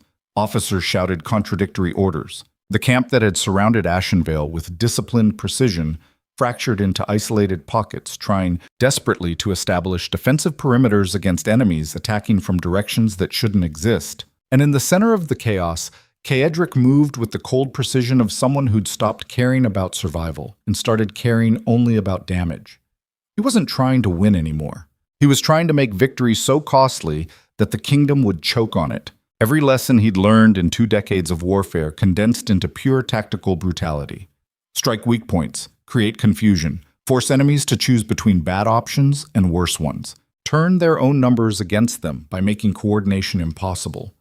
He'd become exactly what Gareth had accused him of being, a weapon wrapped in aristocratic pretense, a machine that calculated casualties instead of mourning them, and for the first time in years that clarity felt like freedom. Alara fought 3 positions to his left, her wounded shoulder forgotten in the adrenaline of close combat. She moved like someone who'd spent years preparing for exactly this moment, every motion economical and lethal. They met at a supply depot that was already burning, both breathing hard, both covered in ash and blood that might or might not be their own. Corvain's regrouping. She gasped out between breaths, pulling forces back from the keep. We've got maybe 20 minutes before they establish proper defense. Then we hit them again before they can. Cedric's voice came out flat, stripped of everything except tactical assessment. Where's the main concentration? Eastern perimeter. He's fortifying around his command position. Show me. They moved through smoke and screaming chaos, collecting scattered fighters along the way. What had started as 200 organized troops had fragmented into dozens of independent units, but the plan had accounted for that. Every fighter knew the objectives: hit supply lines, destroy communications, create maximum disruption, don't try to hold ground. Just make holding ground impossible for the enemy. It was guerrilla warfare elevated to orchestrated symphony, and it was working better than Cedric had dared hope. But hope was dangerous. Hope made you hesitate. Hope suggested outcomes beyond simple survival. Cedric had abandoned hope somewhere around the 3rd betrayal in his life and never looked back. They crested a ridge overlooking Corvain's fortified position, and Cedric felt something cold settle in his chest. 300 soldiers in disciplined formation, shields locked, creating a fortress within the fortress. Corvain stood at the center, visible even at this distance by the elaborate armor that marked command. And beside him, looking smaller and somehow diminished, stood Gareth. The sight hit harder than Cedric had prepared for. His oldest friend, the man he'd trusted more than anyone. Standing with the enemy, not as a prisoner, but as an ally, pointing toward positions and clearly providing tactical intelligence. Alara followed his gaze and understood immediately. We can't reach him. Not through that formation. I don't need to reach him. Cedric's voice went deadly quiet. I just need him to see what his betrayal bought. What are you planning? Something Gareth will recognize. Something he taught me himself 20 years ago when we were both young enough to think winning mattered more than the cost. He turned to the fighters who'd gathered on the ridge. 30 souls, maybe less, all looking at him with expressions that mixed exhaustion with something fiercer. They'd followed him into suicide odds because the alternative was slow death in chains. Now he was asking them for one more impossibility. Corvain's fortified. 300 against 30. Conventional assault would be massacre. Kedrick laid it out without sugarcoating. But conventional assault isn't what we do. We've spent weeks proving that rules don't apply when you're desperate enough. So what's the play? A scarred fighter named Demon asked, his voice rough from smoke inhalation. We make them think we're retreating. Lead them into pursuit. There's a ravine half a mile east where the mountain narrows. If we can funnel them through that choke point, they'll be trapped. Elara caught the strategy. Compressed into a space where numbers don't matter as much. We could hold that position with a fraction of our force, while the rest hits their supply lines from behind. Kedrick finished. Cut them off completely. Force Corvain to either fight through the ravine or watch his army starve. It's brilliant. Alara's tone suggested she wasn't sure whether to admire or fear the tactical mind that produced such strategies. It's also relying on Corvin being stupid enough to pursue. He'll pursue. Kedrick's certainty came from somewhere cold and absolute, because Gareth will convince him it's his only option. My old friend knows me well enough to predict I'd run when facing overwhelming odds. He just doesn't know me well enough anymore to realize I stopped running years ago. The words carried weight that made several fighters shift uncomfortably. They were witnessing something transform in real time. The Duke who'd defended his territory through calculated brutality becoming something sharper and more dangerous. A man who'd finally discarded the last pretense that nobility mattered more than naked survival. Kedrick had spent 20 years building power through political maneuvering and strategic cruelty. Now he was burning it all down to prove a single point, that cornered animals don't calculate odds. They just tear throats until nothing's left standing. Move out. He gave the order without ceremony. Make it look desperate. Make them think we're broken. The fighters scattered, beginning the staged retreat with enough visible panic to sell the deception. Kedrick watched them go, then turned to find Elara still standing beside him. You're not coming. She stated it as fact, not question. I'm the bait. If Corvain sees me running, he'll commit everything to the pursuit. But someone needs to be here to spring the trap once they're committed. That's suicide. That's tactics. He met her gaze. You know the ravine position. You know the timing. Can you hold it? Against 300 with 30 fighters. Her laugh came out bitter. Sure. Why not? We've done stupider things this week. Good. When they're committed to the ravine, take them apart. Don't leave enough survivors to carry tales back to the capital. And you. I'll be keeping Corvain's attention exactly where it needs to be. Elara stared at him for 3 long seconds, then did something that surprised them both. She grabbed his face with both hands and kissed him hard, the kind of desperate gesture that acknowledged they were both probably dead within the hour. When she pulled back, her eyes held something between fury and grief. You better survive this, Kedrick Thornwell. Because if you die stupidly after everything we've been through, I will find a way to resurrect you just to kill you again myself. I'll keep that in mind. She left, moving toward the eastern positions with the efficiency of someone who'd already calculated costs and accepted them. Kedrick watched her go and felt something almost like regret for things that might have been possible in a different world. Then he pushed it down, buried it under tactical necessity, and became the thing that survival required. He moved down the ridge toward Corvain's fortified position, making himself visible, making himself a target. Behind him, his fighters staged their retreat with convincing desperation, disappearing toward the eastern ravine. And in Corvain's camp, he saw the moment the bait was taken. Gareth pointed toward the retreating forces. Corvain barked orders. The fortified position broke formation, 300 soldiers mobilizing for pursuit with the kind of confidence that came from overwhelming numerical advantage. They thought they were hunting a broken enemy in full retreat. They had no idea they were walking into a slaughterhouse. Kedrick fell back slowly, staying just visible enough to maintain pursuit, but not so visible that Corvain's forces could close the distance. Leading them east, leading them toward the ravine where geography would turn numbers from advantage to liability. The mountain terrain narrowed incrementally, cliffs rising on both sides. The path funneling from open ground into a passage maybe 50 feet wide. Perfect killing ground for anyone who controlled the high positions. Corvain's forces pressed forward, sensing victory, not recognizing the trap until they were already committed. That's when Kedrick stopped running. He turned to face the advancing army alone, standing in the center of the ravine entrance with empty hands and the expression that had terrorized nobles for 20 years. Behind him, 30 fighters appeared on the cliff edges above, crossbows leveled, blocking the only exit. In front of him, 300 soldiers realized they'd been led into a coffin.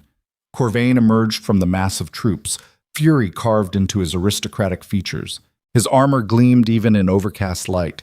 His voice carried across the ravine with aristocratic contempt. "You think this changes anything, Thornwell? You're still outnumbered 10-1. Surrender now, and I'll make your execution quick." Kedrick smiled without warmth. "You still don't understand, do you, Matthias? This was never about numbers. This was about making victory cost more than you could afford to pay." He raised one hand. Crossbow bolts fell like rain. The first volley cut through Corvain's front ranks with devastating efficiency. Soldiers screamed and fell. Those behind raised shields, creating defensive formations that might have worked on open ground but were nearly useless in the confined space.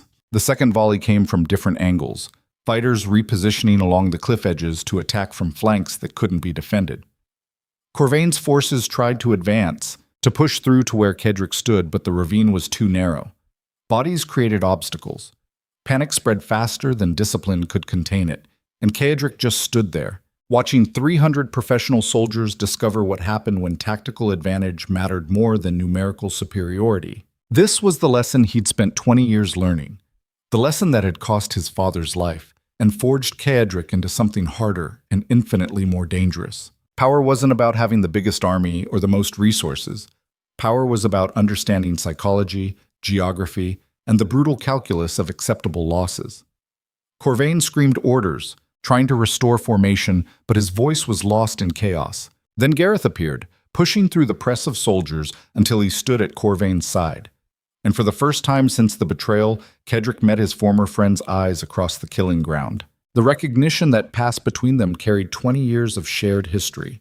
Gareth saw the trap he'd helped create by providing intelligence that Kedrick had deliberately made incomplete. Saw the tactical thinking he'd trained into his commander turned against forces he now served. Saw the exact moment he realized his betrayal had led 300 men into slaughter. His face went ashen. His mouth moved, but no sound emerged. Kedrick held his gaze and spoke loud enough to carry across the ravine. "You taught me this, Gareth, 20 years ago after the Borderland campaigns. You said the best trap is the one enemies walk into willingly because you made them think it was their idea. I learned that lesson well. Too well, maybe." The words were almost verbatim from Gareth's letter. Deliberate, calculated to cut deeper than any blade. Gareth staggered like he'd been physically struck. Around him, Corvain's forces were being methodically destroyed by crossbow fire they couldn't effectively return. The ravine had become a meat grinder, and every attempt to push forward just fed more bodies into the mechanism. "Stop this!"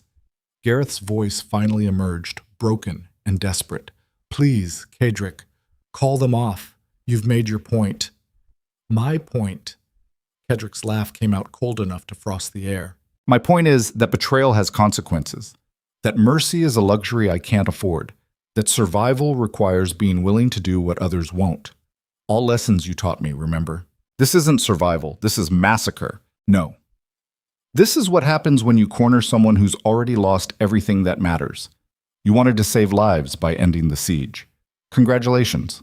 You've just killed 300 men who trusted you to give them tactical intelligence that wasn't designed to destroy them." The psychological blow landed harder than any physical wound.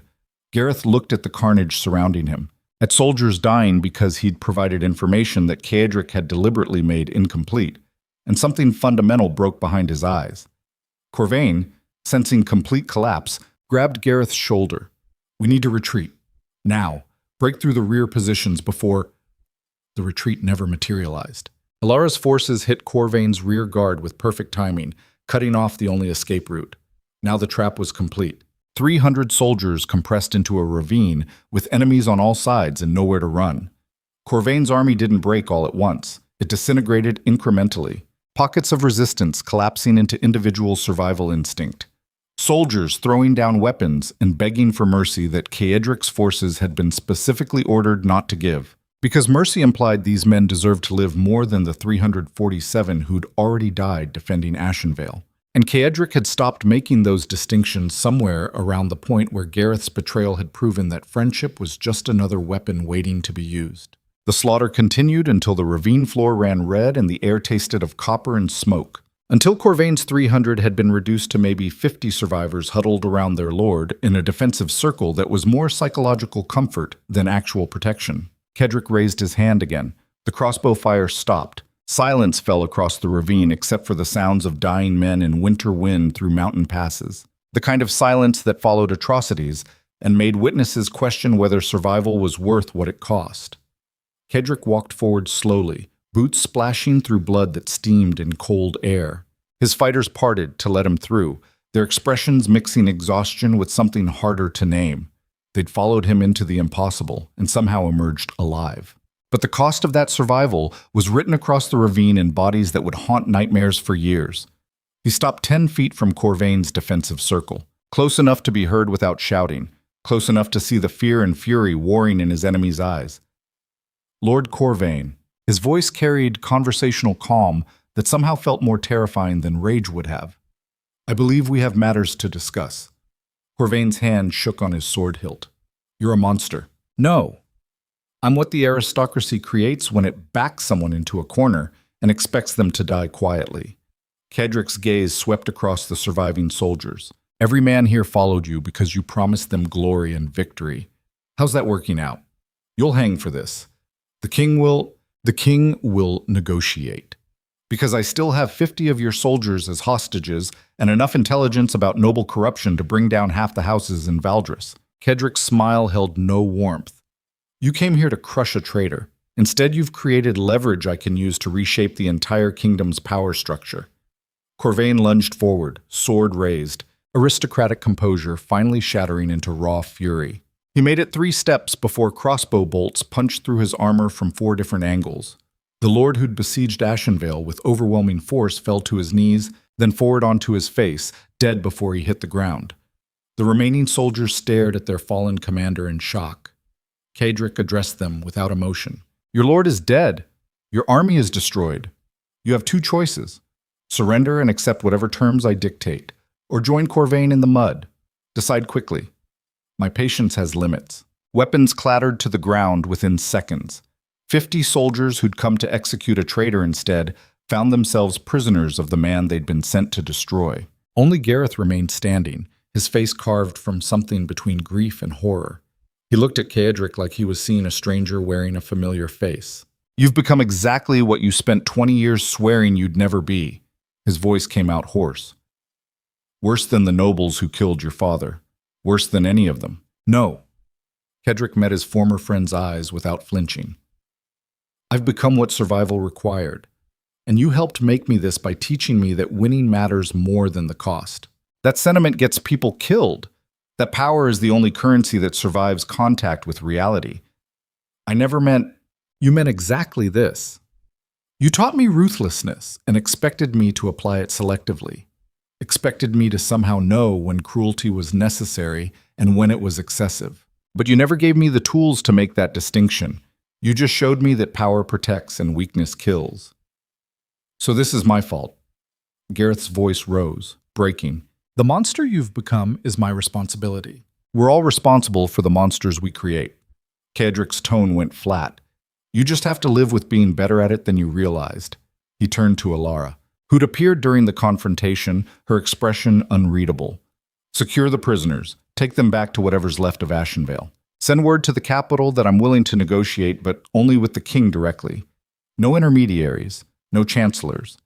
And Corvain's body. Leave it. Let the kingdom see what happens when they send armies against someone who's already lost everything that matters. Alara nodded and moved to execute the orders, her efficiency suggesting she'd long since accepted that survival required doing things conscience would never forgive.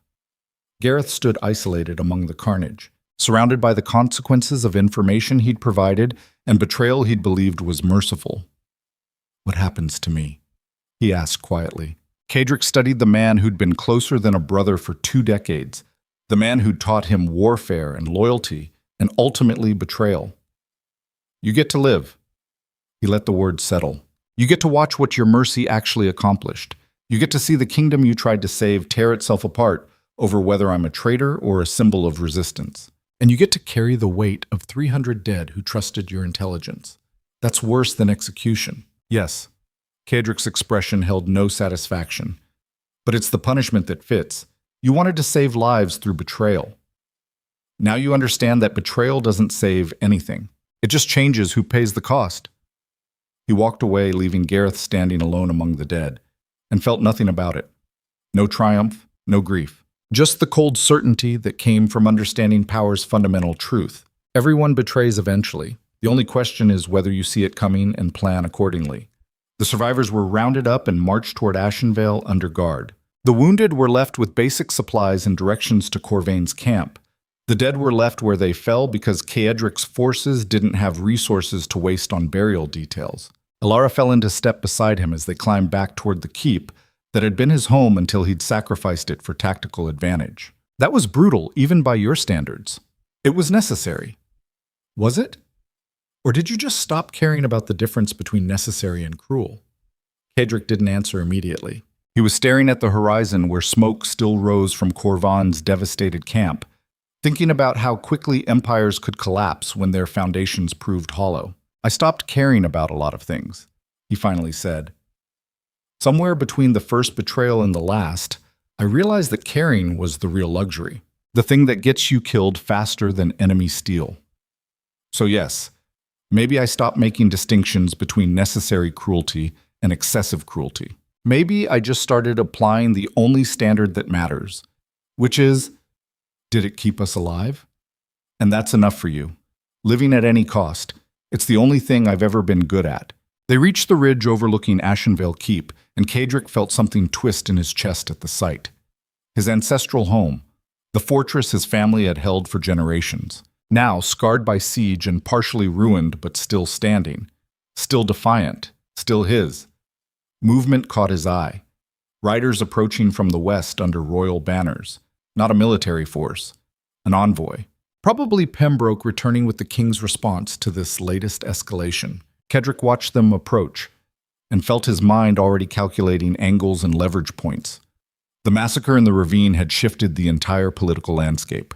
He wasn't just a rebellious duke anymore. He was someone who'd destroyed a royal army and survived. That made him either a traitor who needed immediate execution or a power broker who needed careful handling. The kingdom would have to decide which. And Kedrick would make sure that decision cost them everything they valued. The envoy reached the base of the ridge, and Pembroke emerged, looking older and more exhausted than he had during the previous negotiation. His eyes swept across the destruction, cataloging costs with the precision of someone who'd calculate them into political currency. Duke Thornwell. His voice carried exhaustion alongside formality. His Majesty requests immediate parley under terms you'll find acceptable. Terms I dictated, you mean? Yes, good. Kedrick started down the ridge toward where history was about to be rewritten. Tell the king I'll negotiate, but not surrender, not submission, partnership, between equals.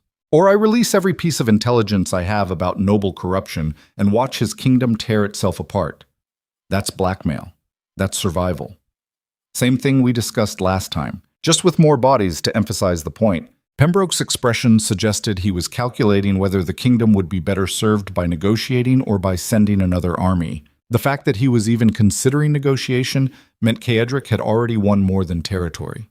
He'd won legitimacy through pure application of force and fear. The king agrees to your terms, Pembroke said carefully. Conditional on cessation of hostilities and return of prisoners. Acceptable. Provided the treason charges are dropped, my estates are restored, and a formal apology is issued for the unjust siege. The kingdom doesn't apologize. Then the kingdom can try sending another army and discover what happened to the first one wasn't luck. Kedrick's voice went cold. Your choice, Chancellor. Peace on my terms or war until someone breaks. I promise you, it won't be me. Silence stretched across the ravine while Pembroke made the calculation that would determine the kingdom's immediate future. Finally, he nodded. I'll relay your terms to His Majesty. You do that. And Chancellor, one more thing. Pembroke waited. Make sure the king understands something. I didn't survive this siege through mercy or honor or playing by aristocratic rules. I survived by being willing to do what others wouldn't. That hasn't changed. If he tries to move against me again, I won't defend. I'll attack. And I'll make what happened here look like a gentle warning. Is that a threat? No. Kedrick met his gaze directly. That's a promise. The kingdom created this monster by backing me into a corner. Now you get to live with the consequences. Pembroke rode away without another word, carrying terms that would reshape the political landscape of 7 kingdoms. And Kedrick stood watching him go, surrounded by the ruins of everything he'd built and defended, feeling nothing except the cold satisfaction that came from understanding power's most fundamental truth. Survival wasn't about being the strongest or the smartest or even the most ruthless. Survival was about being willing to burn everything down and rebuild from the ashes while everyone else was still mourning what they'd lost. Behind him, Alara appeared with a water flask and an expression that mixed admiration with something closer to fear. "You actually did it," she said quietly. "Forced the king to negotiate. Turned a siege into political leverage. Made massacre into strategy." "Yes.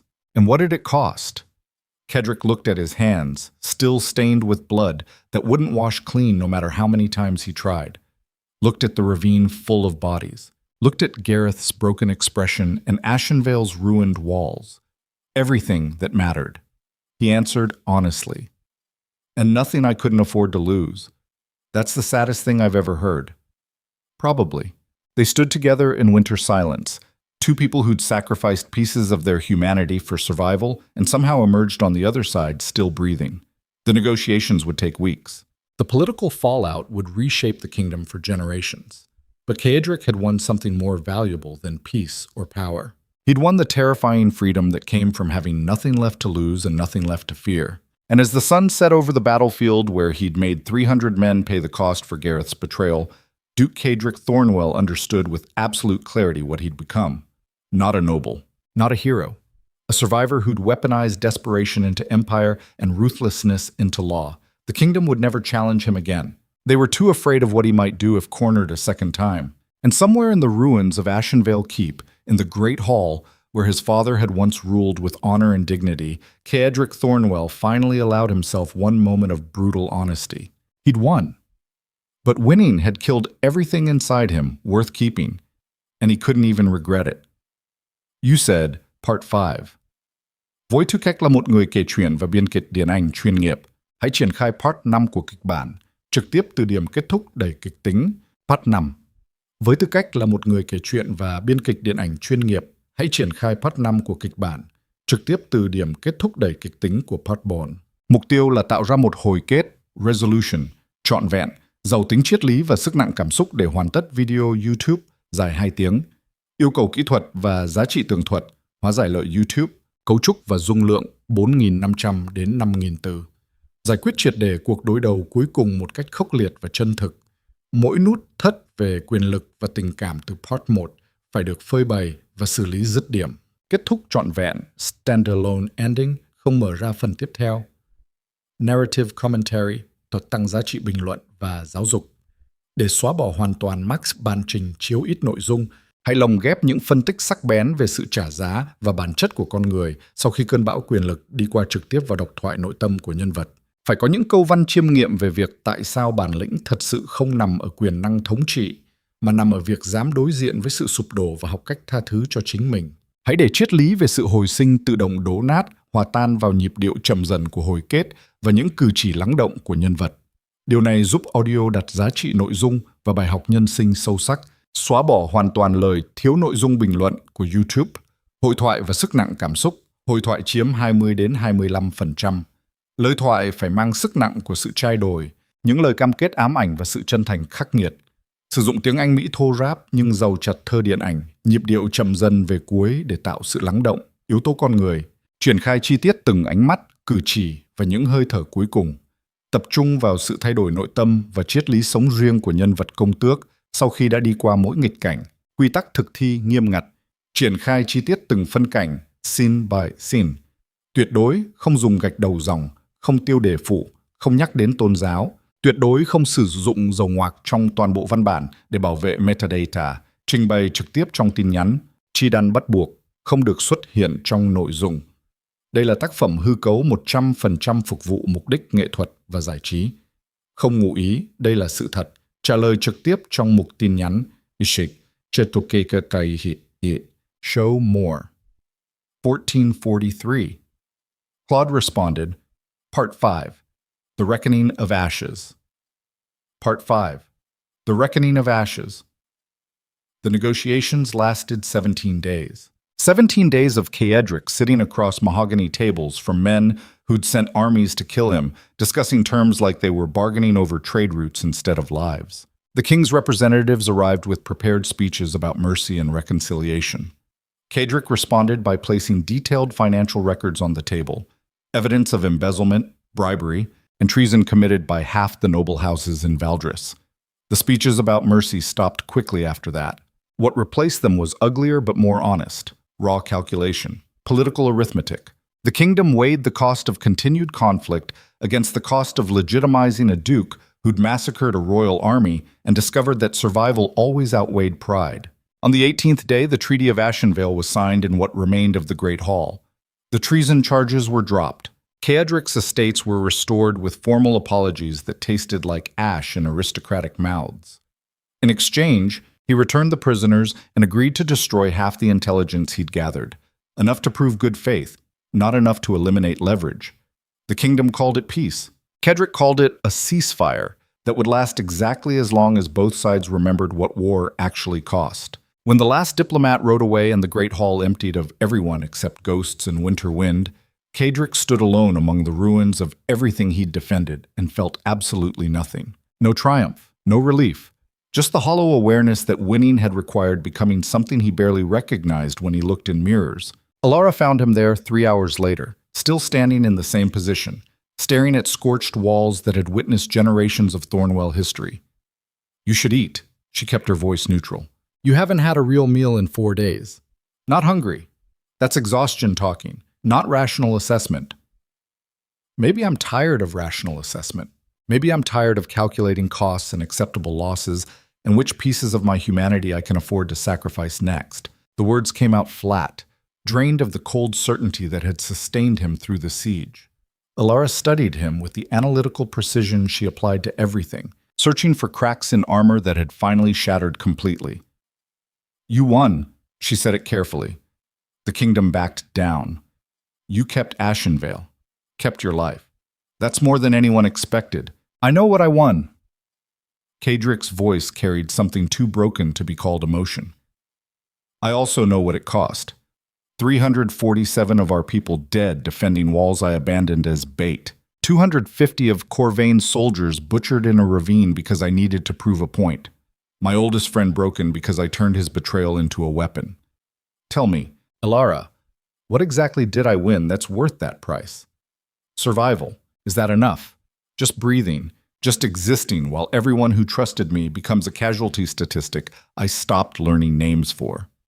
Alara moved closer, and he saw exhaustion carved into her features that matched his own. The siege had aged them both in ways that had nothing to do with time. "You want to know what I think?" She didn't wait for permission. "I think you're finally feeling the weight of choices you made while running on pure survival instinct. I think the adrenaline's worn off, and now you're left with the reality of what keeping yourself alive actually required. And I think that's normal, human, the response of someone who hasn't completely surrendered their conscience to necessity. Conscience is a luxury." He repeated the words he'd said so many times they'd become reflex, then stopped. Heard how hollow they sounded now that the immediate threat had passed. Survival required setting conscience aside, and he'd done it so thoroughly he wasn't sure he could find it again, even if he wanted to. The silence that followed pressed down with physical weight. Outside, workers were beginning repairs on the outer walls. Inside, the Great Hall echoed with absence. All the people who should have been there and weren't, because Caedric had made calculations that turned them into acceptable losses. Gareth's in the East Tower. Alara changed subjects with deliberate gentleness. Under guard. He hasn't spoken to anyone since the ravine, just sits there staring at walls. "What do you want me to do about it? I want you to talk to him. Before whatever's left of your friendship dies completely. It's already dead. Killed the moment he walked out that door with intelligence designed to destroy me." Maybe. Alara's tone suggested she didn't believe it. Or maybe you're both broken in different ways and too stubborn to admit you're still capable of caring about each other. Caring gets people killed. Not caring kills everything worth protecting. The words hit harder than any blade. Caedric looked at her and saw truth reflected in eyes that had witnessed exactly how far he'd fallen in pursuit of survival. Elara had stood beside him through every brutal decision, every calculated cruelty, every moment when humanity got sacrificed for tactical advantage. And she was still here, still standing, still somehow believing he was capable of being more than the weapon he'd forged himself into. "Why are you still here?" he asked quietly. "After everything you've seen me do, everything you helped me do, why haven't you walked away?" "Because someone needs to remember who you were before survival turned you into this. Someone needs to hold the possibility that you can be human again once the immediate threat passes." She stepped closer. "I'm not naive, Kaedric. I know what you've become. I helped create it. But I also know that monsters who recognize their own monstrosity still have a chance at redemption. Complete monsters don't question the cost. I'm not questioning it. I'm just tired of paying it. That's close enough." She left him with that thought, her footsteps echoing through empty corridors until silence reclaimed the hall. Kaedric stood alone with the weight of decisions that couldn't be unmade and consequences that would outlive him by generations. Finally, moving with exhaustion that went bone deep, he climbed the stairs toward the East Tower where his oldest friend waited under guard for judgment that had been delayed but never dismissed. The guard stepped aside without being asked. Word had spread that Duke Thornwell's mood was dangerous territory that smart people avoided. They opened the door, and Kaedric entered a room that had once been guest quarters and was now effectively a prison cell. Gareth sat by the window overlooking the valley where the siege had raged. He didn't turn when the door opened, didn't acknowledge Kaedric's presence at all, just kept staring at landscape that had been transformed into mass graves and scorched earth. Kaedric stood in the doorway studying the man who'd been closer than a brother for 20 years. Gareth looked older, thinner. Something fundamental had broken inside him during the Ravine massacre, and the pieces hadn't reassembled into anything resembling the warrior Kaedric remembered, came to gloat. Gareth's voice came out hollow. "Tell me how my betrayal justified everything you did. How 300 deaths are my fault for trying to save lives." "No." Kaedric moved into the room, closing the door behind him. "I came to understand why you did it." The statement seemed to surprise Gareth enough that he finally turned from the window. His eyes held something between suspicion and desperate hope. "Understand. You thought I'd lost perspective. Started seeing people as tools instead of humans. Prioritized winning over protecting the people who trusted me." Kaedric sat down across from his former friend, feeling every year of their shared history pressing down. "You weren't wrong." Gareth stared at him like he was hearing a language he'd forgotten existed. "I stopped counting the dead around 50. Kaedric continued, forcing himself to speak truths he'd been avoiding. Stopped learning names. Started making calculations about acceptable losses without considering that every loss was someone's entire world ending. You saw that happening and tried to stop it the only way you knew how. By betraying you. By saving me from myself. The admission cost something fundamental. I'm not sure it worked, but I understand the intention. Silence filled the space between them, 20 years of friendship trying to bridge the chasm that betrayal had created. Gareth's hand shook slightly before he clasped them together. 300 men died because I gave you incomplete intelligence. His voice broke on the numbers. I thought I was saving lives. Instead, I fed them into a slaughter designed to prove your point. You thought surrender would bring mercy. Kaedric kept his tone level. That if you gave Corvain what he wanted, he'd honor terms and let people live. That's not betrayal born from malice. That's desperation from someone who couldn't watch more people die for a victory that looked impossible. It was still betrayal, yes, and it still destroyed everything we built together. But I'm tired, Gareth. Tired of carrying rage that weighs more than the actual damage. Tired of making every decision through the lens of who hurt me and how thoroughly I can make them pay. So what happens now? Gareth asked carefully. You execute me as an example. Exile me to die quietly somewhere the kingdom won't notice. Kaedric considered the question with genuine uncertainty. A week ago, the answer would have been simple. Betrayal demanded consequences. Examples needed to be made. Sentiment was a luxury that got people killed. But sitting here looking at the broken remnants of his oldest friendship, he couldn't find the cold certainty that had sustained him through the siege. Couldn't locate the part of himself that calculated everything in terms of tactical advantage and strategic necessity. Maybe that part had finally burned out. Maybe he'd used it so thoroughly that nothing remained except exhaustion and the dawning awareness that winning at any cost still left you alone among ruins. I don't know. The admission felt like defeat and relief simultaneously. A week ago, I would have known exactly what to do. Would have made the calculation without hesitation. Now I'm just tired of being the man who always knows the ruthless answer. That's the first human thing you've said in months. Probably.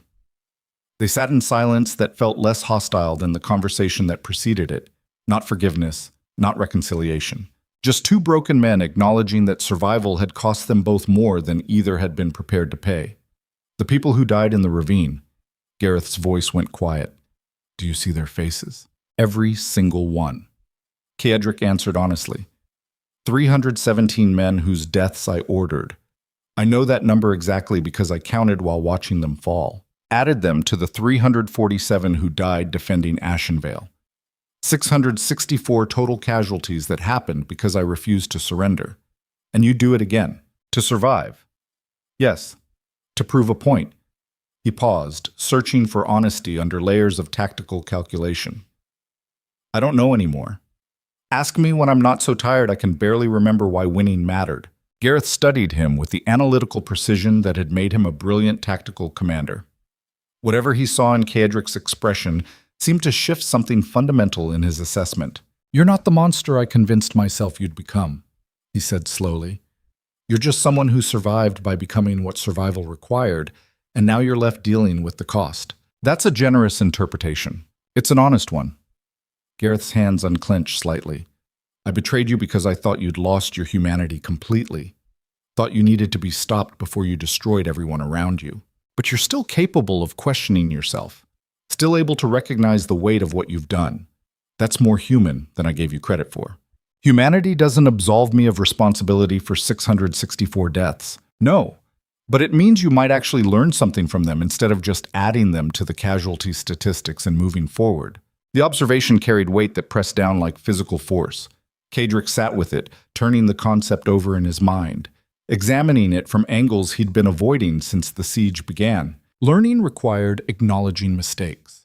Acknowledging mistakes required accepting that not every decision made in survival mode was justified by necessity. And accepting that meant confronting the reality that he'd become exactly what he'd sworn never to be. A man who prioritized power over people and called it strategy. His father had died trusting the wrong allies. Had believed honor and dignity mattered more than ruthless pragmatism. Had paid for that belief with his life while supposed friends stood by and watched. Cedric had sworn never to be that vulnerable. Had built walls of calculated cruelty thick enough that betrayal couldn't reach anything vital. Had turned himself into something so dangerous that enemies would think twice before moving against him. And it had worked. He'd survived where his father hadn't. Had crushed a siege that should have destroyed him. Had forced the kingdom itself to negotiate as equals. But survival had required becoming the kind of man his father would have been ashamed to acknowledge. The kind who counted bodies instead of mourning them. Who weaponized desperation and called it leadership. Who destroyed everything soft and human inside himself and convinced himself it was necessary. I don't know how to be anything except this. Cedric said it quietly. I spent 20 years building armor thick enough that nothing could hurt me. Now I'm not sure there's anything left underneath worth protecting. Then maybe it's time to find out. Gareth's voice carried something that might have been cautious hope.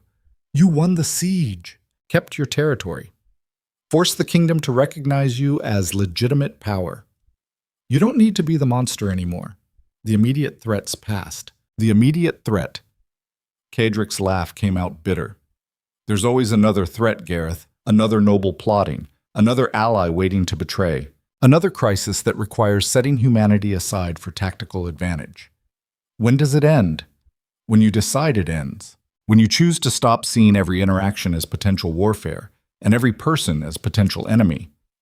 When you risk being vulnerable again despite knowing what that vulnerability can cost.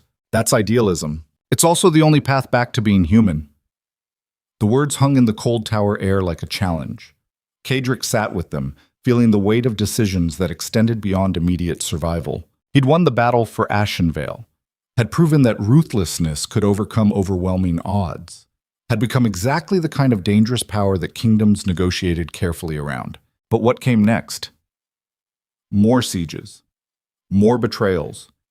More calculated cruelty until nothing remained except the hollow exercise of power for its own sake. Or something different. Something that acknowledged survival wasn't the same as living. that winning without humanity was just slower dying. "What would you do?" he asked. "If you were me? If you'd made all the same choices, and now you're left with the consequences?" Gareth considered carefully before answering. "I'd start by forgiving myself for doing what I had to do to survive. Then I'd commit to being better than the man survival forced me to become. Not immediately, not perfectly, but incrementally. Making choices that rebuild humanity instead of just protecting power. And if that vulnerability gets me killed, then you die as someone worth mourning instead of just feared. There are worse legacies." Cedric thought about his father dying while supposed friends watched. Thought about building an empire on ruthlessness and fear. Thought about standing alone among ruins, having won everything and lost anything worth keeping. Maybe there were worse legacies than being mourned. "I'm not executing you." He said it with finality that surprised them both. "You're not exiled. You're not imprisoned. You're free to go wherever you want, whenever you want." Gareth stared at him in shock. "Why?" "Because executing you proves I learned nothing from 664 deaths except how to add more bodies to the count. Because exile is just cowardice wrapped in mercy. And because maybe forgiving you is the first step toward forgiving myself for what I became." That's not tactical thinking. No. It's barely thinking at all. It's just the decision of someone too tired to keep carrying rage and fear like armor. Cedric stood, moving toward the door. "You betrayed me because you thought I'd lost my humanity. Prove you were wrong. Stay. Help me figure out how to rebuild something worth more than just survival. And if I can't, if the trust is too broken, then you leave knowing I tried to be better than the monster the siege created. Either way, you're free to choose." He left before Gareth could respond, not trusting himself to maintain composure through whatever came next. The guards in the corridor looked uncertain until he gave them explicit orders. He's not a prisoner anymore. Remove the guard. If he wants to leave, let him. If he wants to stay, give him quarters befitting an advisor. The confusion on their faces suggested this decision would spread through the estate within hours, generating speculation about whether Duke Thornwell had gone soft or was playing some longer game. Let them speculate. Cedric was too exhausted to care about perception management and strategic messaging. He descended the tower stairs with legs that felt like lead, his body finally registering weeks of sustained crisis now that immediate danger had passed. Every muscle ached. His hands shook with exhaustion that went beyond physical. Behind his eyes, pressure built that might have been tears if he still remembered how to cry. He made it to his private chambers and collapsed into a chair facing windows that overlooked the valley. Dawn was breaking across mountains that had witnessed empire built and nearly destroyed. Light touched scorched earth and mass graves with the same indifferent beauty it had shown before the siege began. The world continued. Seasons would change, life would rebuild over battlefields. And Duke Cedric Thornwell would either figure out how to be human again or spend the rest of his life as a cautionary tale about what survival cost when pursued absolutely. Someone knocked. Soft. Tentative. Not the confident rap of servants or guards, but something more uncertain. "Come." Elara entered carrying 2 glasses and a bottle of whiskey that probably cost more than most people earned in a year. She poured without asking permission and handed him a glass. "To surviving." She raised her glass in mock salute. "To surviving," he echoed, though I'm not convinced it was worth the cost. Then to figuring out if it was. They drank in silence that felt companionable rather than hostile. Outside, Ashenvale slowly awakened to its first day of actual peace in months. Workers shouted, hammers rang against stone. The machinery of rebuilding ground forward because life didn't pause for existential crises. "I freed Gareth." Cedric said it without preamble. Told him he could leave or stay. His choice. Alara's expression suggested she'd expected something like this. "Why?" "Because I'm tired of being the man who always makes the ruthless call. Because forgiveness might be the only path back to humanity. Because maybe proving I learned something from 664 deaths matters more than proving I never forget betrayal. That's growth." She said it carefully. Painful, expensive growth, but growth nonetheless. Or stupidity. Time will tell. Usually both. They sat together watching dawn paint the valley in shades of gold and crimson. The colors reminded Cedric of fire and blood, but also of beginnings. New light touching old scars. The eternal cycle of destruction and rebuilding that defined human existence. "What happens now?" Elara asked. "The siege is over." The kingdom's negotiated. You've won everything you fought for. What does Duke Cadric Thornwell do when he's not fighting for survival? The question should have been simple. Instead, it opened chasms of uncertainty that threatened to swallow him whole. He'd spent 20 years defining himself through opposition, against enemies, against betrayal, against a kingdom that had killed his father and tried to kill him. Survival had been purpose enough when death was the alternative. But now, with immediate threats neutralized and power secured, what actually mattered beyond just breathing? I don't know. The admission felt like stepping off a cliff. I've been so focused on surviving that I forgot to consider what I'm surviving for. Then maybe it's time to figure that out, before the next crisis arrives and you fall back into old patterns because they're familiar. And if I can't, if survival instinct is too deeply embedded, then you try anyway. Failing at being human is still better than succeeding at being a perfectly efficient monster. The words carried weight that settled in Caedric's chest alongside exhaustion and doubt, and something that might eventually become hope if given enough time and space to grow. He thought about his father ruling with honor that got him killed, thought about building power through ruthlessness that kept him alive but hollowed, thought about 664 deaths that proved survival was possible at any cost, and he thought about what came next. What happened when you'd won the battle but lost yourself in the process? Whether redemption was possible for someone who'd weaponized desperation into empire. The answer wasn't clear, might never be clear. But sitting here watching dawn break over Ashenvale with someone who'd witnessed his worst and still believed he could be better, that felt like a place to start. I want to rebuild. He said it slowly, testing the concept. Not just the walls, not just the political alliances. I want to rebuild the parts of myself I sacrificed to survive. Figure out if there's still something human underneath all the armor. That's ambitious. It's also probably impossible. But I'm tired of only pursuing goals I know I can achieve through ruthlessness. Maybe it's time to try something that requires being vulnerable again. You know that vulnerability is what got your father killed. Yes. And ruthlessness is what's kept me alive, but made life barely worth living. So maybe the answer is somewhere between those extremes. Maybe being human means accepting risk while staying smart enough to survive it. Alora studied him with the analytical precision she applied to everything. Searching for cracks in resolve or signs, this was temporary emotion that would fade once exhaustion passed. Whatever she found seemed to satisfy her. Then I'll help, she said simply. Not because I think you'll succeed, not because I'm convinced redemption is possible, but because watching you try will be more interesting than watching you become a perfectly calibrated machine that feels nothing. High praise. It's honest, which is all we have left at this point. They finished the whiskey as dawn fully claimed the valley. Outside, Ashenvale continued its slow resurrection. Inside, two people who'd survived impossible odds through calculated cruelty began the harder work of figuring out how to be human again. It wouldn't be easy. Wouldn't be quick. Patterns built over 20 years didn't dissolve because you suddenly decided they were unhealthy. Kedrick would probably make the ruthless call in future crises, would probably weaponize information and manipulate people because those skills were too deeply embedded to abandon completely. But maybe he could start making different choices when survival wasn't immediately threatened. Could rebuild connections instead of just calculating their tactical value. Could mourn losses instead of just counting them. Could become something more than the monster the siege had required. 3 days later, Gareth appeared in the Great Hall where Cadric was reviewing reconstruction plans. He looked uncertain in a way that was foreign to someone who'd commanded armies with absolute confidence. I'm staying, he said without preamble. Not because I've forgiven you, not because the betrayal doesn't still sit like poison in my gut, but because leaving would be admitting that 20 years of friendship was worthless the moment things got hard. Kedrick looked up from the plans, meeting eyes that held complicated mixtures of grief and determination. I can't promise I won't make the ruthless call again. Can't promise I've somehow become a better person overnight. But I can promise I'll try to remember that people aren't just tools, that casualties aren't just statistics, that winning without humanity is just slow dying. That's more honesty than I expected. I'm too tired to lie convincingly anymore. Then we rebuild from there.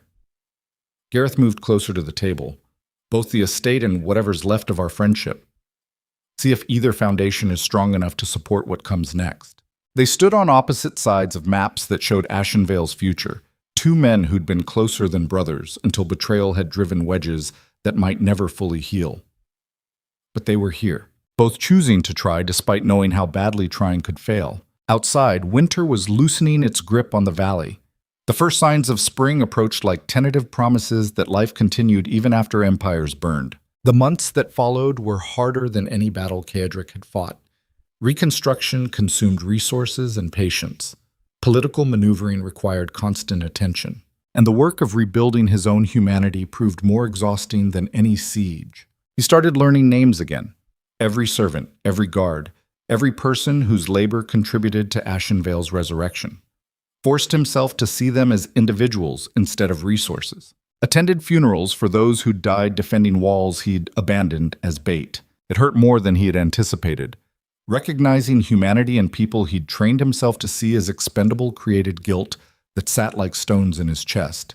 But he carried it, let it weigh on decisions, used it as a reminder that ruthlessness had costs beyond tactical calculations.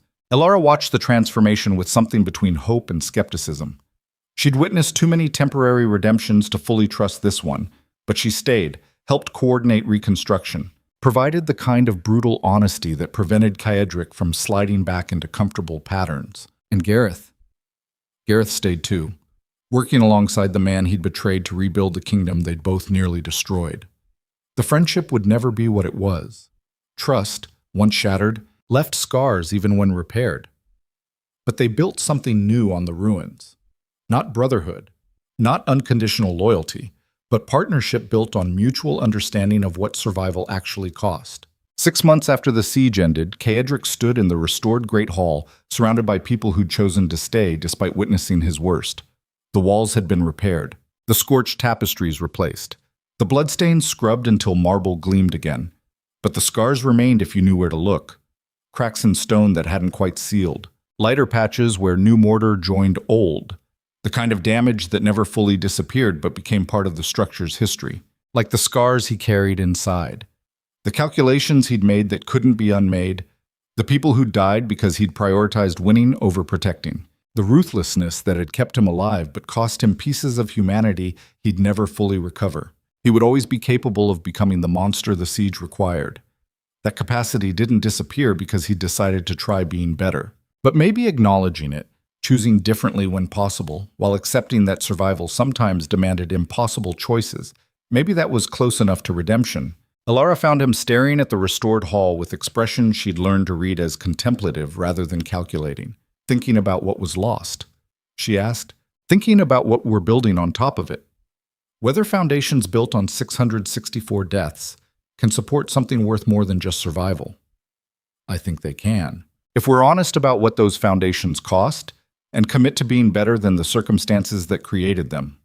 That's optimistic. It's realistic. We survived by being monsters when necessary. Now we get to choose whether that's all we become or if we're capable of growth. Caedric turned from the windows to face the woman who'd stood beside him through hell and somehow still believed he was worth the effort of redemption. Thank you, he said it simply, for not letting me forget I'm still human. For holding the possibility that survival and humanity aren't mutually exclusive. Don't thank me yet. Elara's smile held something warm underneath the cynicism. The real test comes when the next crisis arrives and you have to choose between the ruthless answer and the human one. And if I choose ruthlessness, then we figure out if you're choosing it because it's actually necessary or just because it's comfortable. And we work from there. It wasn't forgiveness, wasn't absolution. But it was acceptance that people were complex and survival was messy, and being human meant holding contradictions without collapsing under their weight. That evening, as the sun set over valleys that had witnessed empire nearly destroyed, Duke Caedric Thornwell stood among the ruins he'd transformed into beginnings. The kingdom had stopped challenging him, had learned that cornering desperate people created monsters more dangerous than any conventional army. But he'd learned something too. That power without humanity was just slower dying. That winning at any cost left you alone among victories that felt like defeats. That true strength wasn't in becoming invulnerable, but in remaining capable of being hurt and choosing connection anyway. He would never be the man his father had been, would never rule through simple honor and trust that allies meant well. 20 years of calculated survival had carved patterns too deep to abandon completely. But he could be something new. Something that acknowledged both the monster's survival had required and the human struggling to emerge from its shadow. Something that made ruthless calls when necessary but mourned their cost. Something that protected power while remembering power was supposed to serve something beyond itself. The transformation wouldn't be complete, wouldn't be perfect, but it would be honest. And honesty, brutal, uncomfortable honesty about what he'd been and what he was trying to become, that felt like foundation enough to build on. In the great hall behind him, people gathered for the evening meal. Laughter echoed off restored walls. Life continued despite everything that had tried to destroy it.